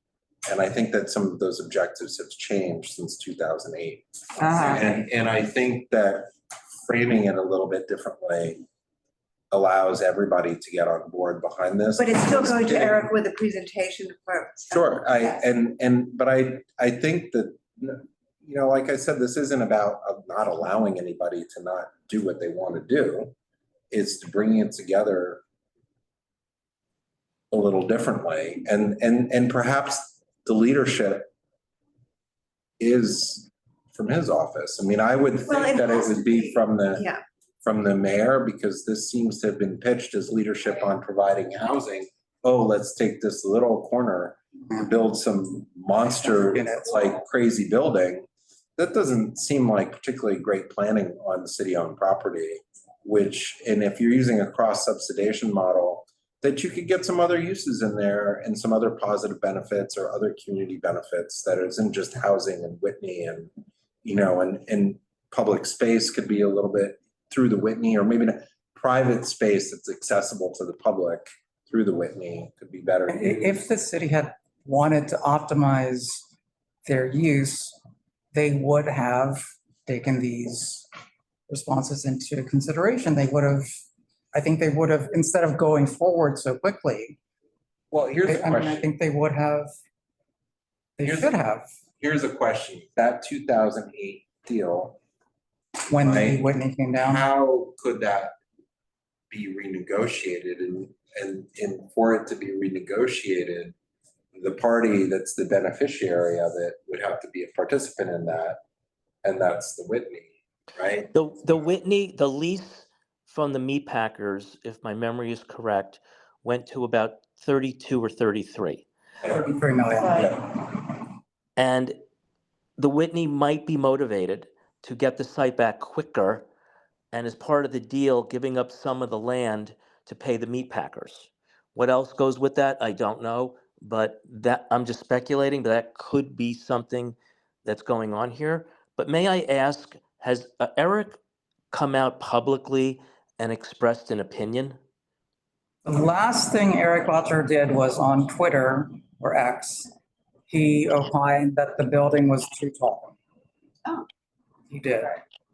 And Stuart, to your response, what we heard at our December presentation from the gentleman whose name starts with a J, right? On From Bali, from the meat packers co-op. the meat packers. Bali. Jabagi. Yeah. Jabagi. Mr. John Jabagi. Jabagi. So what we heard from them was that this use was outdated Yeah. and that maintaining it really didn't make much sense. And that a new facility being released from this site in exchange, for whatever the financial exchange was, made sense for everybody. Or at least it made sense to them, because these buildings were outdated. He gave a whole list of things of why it would be better to move out of Yes. Manhattan. No, And I recall that. yeah. So I think that the incentive there was no need for them to stay. So if anybody came to them with anything beneficial, and obviously something was presented to them, but then we heard later that the reason this couldn't be stopped because the deal was in the works with the financial exchange to them. Yeah, there was a down payment, a 10% down payment, which was contingent on the RFP being released. And so delaying the RFP meant the meat packers were not going to be paid their initial down payment to get out of. Well, that Hmm? seems. Getting their money now, that it's been released. They're or- getting, my understanding is they're getting their first tranche of their first 10% of the 33 million. I heard they're closing down this summer or towards the end of the summer. Yeah. And that makes sense. It's a done deal. I'm in the neighborhood every day. I live here and Yeah. I work here, and the buzz is they're done this summer. They're moving out. Well, and that's not inconsistent with what they said also, is that if this initial payment, it may allow them for whatever the new facilities are, whatever it is, but it just sounded like these facilities were no longer meeting their needs. It was time to move on. Yeah, right. From a practical standpoint, right. And everybody, I forget all the details, but we heard. Well, some of them, for what it's worth, are not moving to other locations, and because they need more space or something newer. Some of them, if not most of them, from what I understand, and this is just, again, being in the neighborhood, is they're taking this as a buyout of their businesses and they're closing. Cutting down, yeah. Right. They're retiring. Yes. Well, they have told us, John has told us several times that, the whole meat industry is very different and what services Yeah, they don't need to come perform. into the city anymore. Yeah, and they don't break down carcasses, things come prepackaged, so some of them may just close because of that. Yeah, but anyway, this is secondary. What do we do now is really, How are we going to convince, how would we convince the Whitney to change course? Is the question though. I think we have to lay this out. Say, As I said, have we spoken to them yet? Why don't we invite them to a committee meeting and ask them? they did come, Sean, they sent us a letter. I don't know if you saw it. That I think, No, we distributed. yeah, Katie or Eugene had distributed it, in late December, early January. It was right at our full board meeting in January, the day of, like a few hours Yeah, right before full board. Yeah. They distributed a letter and I think I sent it back out to everyone. So it's during full board. There should be an email. what about talking to Eric? And say, you know, I don't see where we make progress Without Eric's support. That may be the next step then, because aside from, and the Twitter position he took was like, it's already a week old. So He certainly knows what the bid is. Oh, okay, we found it. So it's really, Eric certainly knows the bid plan. Yeah. It's in the photo. Yes. Exactly. Yeah, so it's saying, you know, we heard this bid plan tonight, Right. and why don't we talk about how it impacts the Whitney plan? Yeah.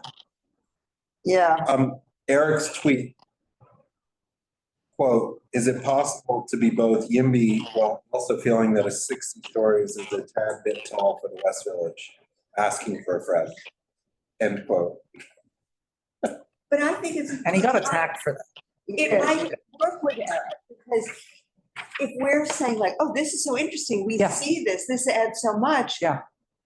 It may, how could we just?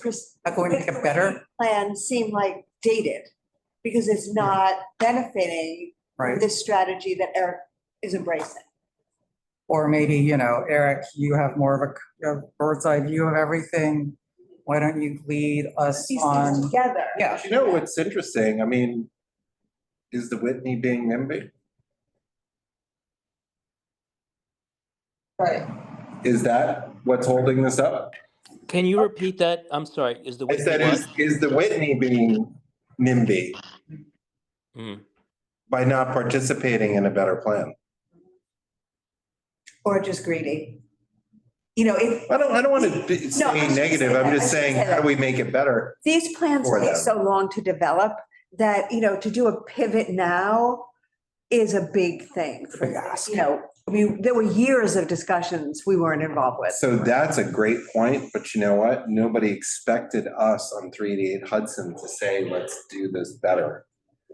And by doing that here, it actually is a little bit different because we're saying this is a better plan. Yeah. You And- can get more. Get more. This is not even what, we're not And it's a saying great don't do it. opportunity for Eric So- too, to say, here's a I fought for more. I got more for the win-win, community. as the trite expression is. And at the same time, it's also can be beneficial for, I mean, people aren't gonna be happy, but that the height can be redistributed through the development so that the bulk is not. Well, I mean, if Developers the against that. building was by itself, it would be a 60 FAR building, the residential building, right? I mean, it's only going to be less FAR because they're taking the whole lot into consideration. Right. But if they actually did split up the Right. lot into, and subdivided it, then that building would be too big. And the Empire State Building is only 30 FAR. Or something. Yes, And if there was a creative attachment into the High Line to access link it. building wouldn't necessarily have to be right up on the High Line. Well, they It did could creative be- attachment when the standard was built. I mean, right? I mean, the High Line goes under. No, but what I was saying is the High Line building, if. Oh, the M&O creative- building. If there was a creative extension to the Oh, west. okay.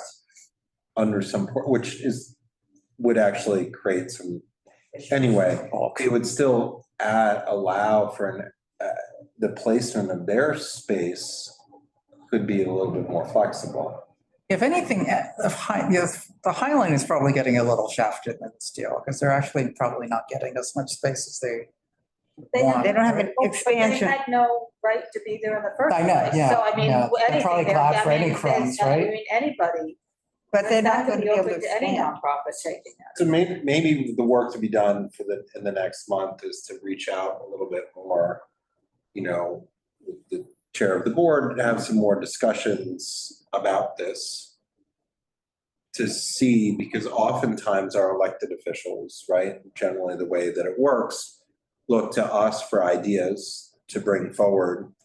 We, without it necessarily having a resolution, have yes, have some better ideas to perhaps work with them on what we might be able to present to them that Yeah. might allow them some freedom for better leadership to support. Well, why don't we have a touch better point? plan. Why don't we have a touch point with the overlapping electeds, which would include, I think Eric should take the lead on this, but it also includes, They're all interested. yeah, I mean, Yeah. All interested. all the other electeds that have been a part of Yeah. the conversation so far. And I think they've all met together. Absolutely. And so it makes sense to approach them all together again. Yeah. But we don't have a lot of time to do No, I was this. gonna say that. We don't That's have a the lot of thing, and time, I but think let's that's do on it. purpose. But let's do it. Well, Yeah. let's do it. I mean, Yeah. look, I mean, there's, if you're looking at the stewardship of the city, there's no reason not to speak your mind, right? We have nothing to And, lose. We have nothing. right, that's right, on You've probably particularly, lost. particularly, you have an integration here of a couple of different issues that addressing it a little bit differently could yield a better result for everything. Exactly. And then presented that way, it's good. Yeah, we should look at it from the positives. What can we get as a positive for the community, for everyone involved? Like you said, a That's win-win. why it's so interesting that they came to us tonight with this, because it gave us the way in to presenting it as a benefit. As like, this is additional news from Yeah. our perspective, right? Yeah. And I think that one of the big changes here really is, I mean, that was a great way that Jeffrey, and maybe not what he would see coming out of it, but the deindustrialization. That from aspect our of it, yeah. From our community, because the community to the north is a little bit different. Right. But to bring up how along the West Side Highway or West Street, because for us, it's West Street. Yeah. To many people, it's not the West Side Highway. Yeah. And I noticed that difference in our conversation with them, right? Because I think the highway starts where this blockages begin. Oh, To the concrete things. right, Yeah. where you can't access it through, and that by reopening it, it actually is better. I'm over talking that a little bit, but I hadn't quite It's good to thought hammer about the it point. before. It's good to hammer the point. I didn't think I really realized how much space was being left on the table until I saw Jeffrey's Yes. viewpoint from the other aspect, because whenever we see the slide that you had just shown up on the Zoom, it makes it look like that actually goes right up to the West Side Highway, but it actually doesn't. No, There's like a The whole, road there. yeah, there's a whole nother road, but you wouldn't really see that from the way they've drawn it No. from the city's perspective, right? I mean, imagine if you came out of the Whitney and It wasn't a road. there wasn't a road. Yeah. And the park was right across a walkway. Right. Without having to have all these walkways of lanes to go across. Yeah. Be nice. Yeah. And having little islands. Yeah, and Little Island was Having- around when this was, Exactly. when this was Gansevoort like put Peninsula, together, right? All of those Nothing was things there. that was in the beginning of Jeffrey's presentation, none of those were around. Days End would be right there, a little Right. closer or more accessible. Yeah. Which the Whitney owns and donated, Oh, right. commissioned. Right. It's their piece of. It's fair that- I don't think we have anything to lose to ask for No. this, because I think commentary on some of these aspects of the RFP were very clear. We want Mhm. affordability, Right, the public realm engagement. Well, if you don't use the space, what does that even mean? right, but What do we want to store in this little corner building? I mean, is that what they're asking us about the retail? I mean, that's sort of a weird Sort of the last thing. question to ask. it's a non-question they're asking us for input on, right? I mean, like, Yeah. like what type of retail? I mean, that's. Does that really matter to us? Well, and Not another car. And then what's also interesting to that is the retail part of the subsidization, cross-subsidizing model. It is. And if it is. It's supposed to be. Then there's nothing that, what's the, what, I don't even know what. Yeah, I mean, the developer's just gonna choose the most profitable Right. retail, right, And, usage. and we've heard through time is that people would like to access a lot of the people walking through, but it seems that a lot of the businesses have been unable to switch to a model that is accessible to people on the High Line, like Oh, those I mean, stores I mean, a lot of the You know. people, the Whitney people, a lot of the people in the Shake Shack area is maybe it. are not, right, they're not shopping. they're not shopping. I mean, the Yeah. retailers and the people are going to those stores, they come and go to those stores and they leave. The people that are in the neighborhood because of all the cultural Dropping in to stuff buy are Genesis. not the people that are shopping in the stores that are there. Some of them are eating in some of the restaurants, but Right, even with that, one of the conversations I have with a lot of, there's very few places to just kind of grab and Just go stroll in. something to eat and sit Right. down in the plaza and eat, and And things in the like good that. weather. yeah, there's not like there's a- small stores. There's a food court. Huge.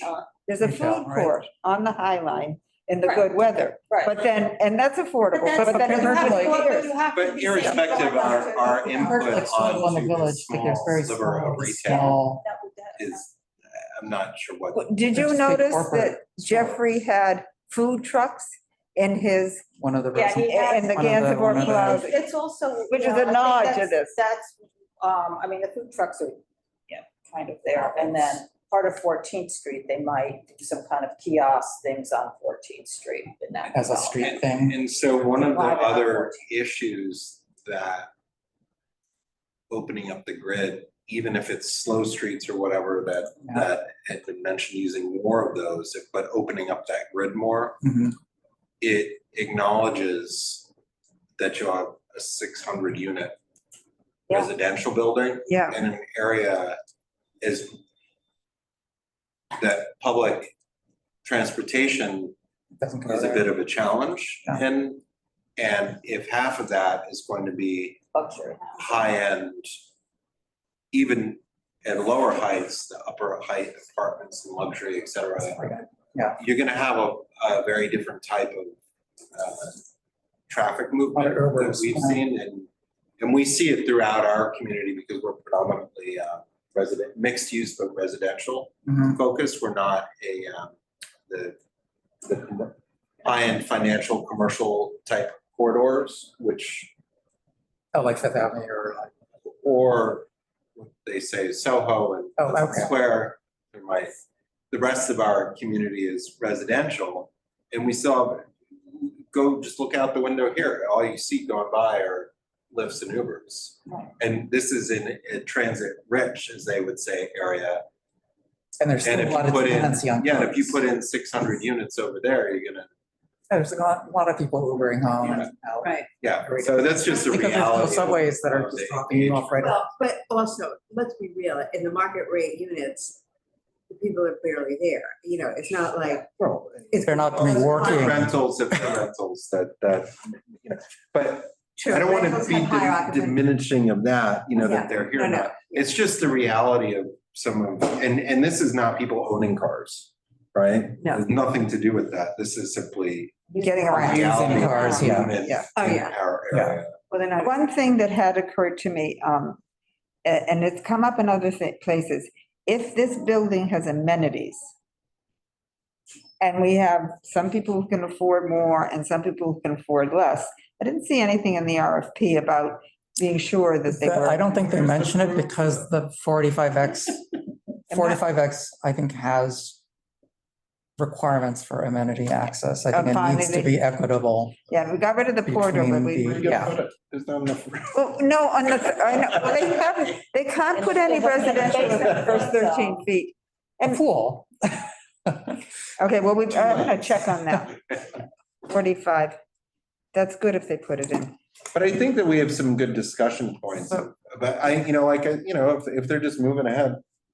But if we don't say anything, then they don't, then we've lost everything. Any Well, opportunity. Eric will be an interesting barometer because either he'll jump on it or, well, So should we spend the next few weeks meeting with the electeds? I think Trying to set up a that's meeting with the possible. Whitney? We still have the option for a resolution let me ask you again, do we want a resolution this month? I think maybe we don't, because it would all be different based on what this conversation. Yeah, that's reveals. what I'm Yeah. guessing, right? Yeah. Like, do we, But we have our talking points now. We have talking These points, yeah. these are good talking points. Very good. yeah. I'm saying, does it hurt us to not have a resolution this month and then have one next month?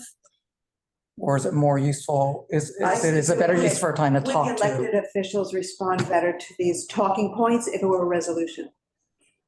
No, but again, I just go back to usually our resolutions help support. This can still turn into a talking points. Oh, no, absolutely. But what we're trying to do is refine them so that we can support our electeds. Right. That's the point of our engagement. And then if we also have some talking points, we can put them right on our agenda and people can come and comment on it. Yeah. And this allows an opportunity for discussion that our electeds can hear and anybody else can participate in, and we can support them and. Maybe we invite Eric. If I could just add, if you have any items that could Invite be Eric included in an RFP response by one of the respondents, that might be useful to the respondents Good idea. to have. Yeah, we I'll probably also do. say just from and I can't speak for everybody, but I mean, the RFP is preposterous on its face. You all should feel free to say so. I mean, you can be pro house. But we haven't said it. We haven't said it yet, public. I mean, publicly. So go ahead, Matthew. This is very helpful. So I think you'll face some resistance, but I mean, these are the types of proposals that give people who present my ideology a bad name, right? Like, these are the ones that are just so egregious as to be, I think, preposterous on their face, right? I mean, just when people talk about out of the context of a neighborhood, I generally roll my eyes, and on this one, I really can't. So. Well, you know what? Thank you for your perspective. And it's great when the opposite sides have a place to come together. People try, capitalism works long enough, and there will be a large overlap. So. Okay. So what we should do is maybe put these talking points in. Working draft. Yeah, like a draft, and maybe should circulate Yeah, it. let's So circulate that it. everyone can, see and chime in what's Right. missing or. And you guys can solicit some more input, From. Right, and that's great, because also just David and. individually, that you can then come back to present. Right. To the committee, and that we can have a better resulting conversation. You think Eric would come if we invited him to our? No, I think you just have to We just have the meeting. figure out those conversations. So. All right. Okay, we All right, know let's what call to the. do. Adjourn. All right. You know what? We're adjourned. Thank you, everyone, for joining. Thank you.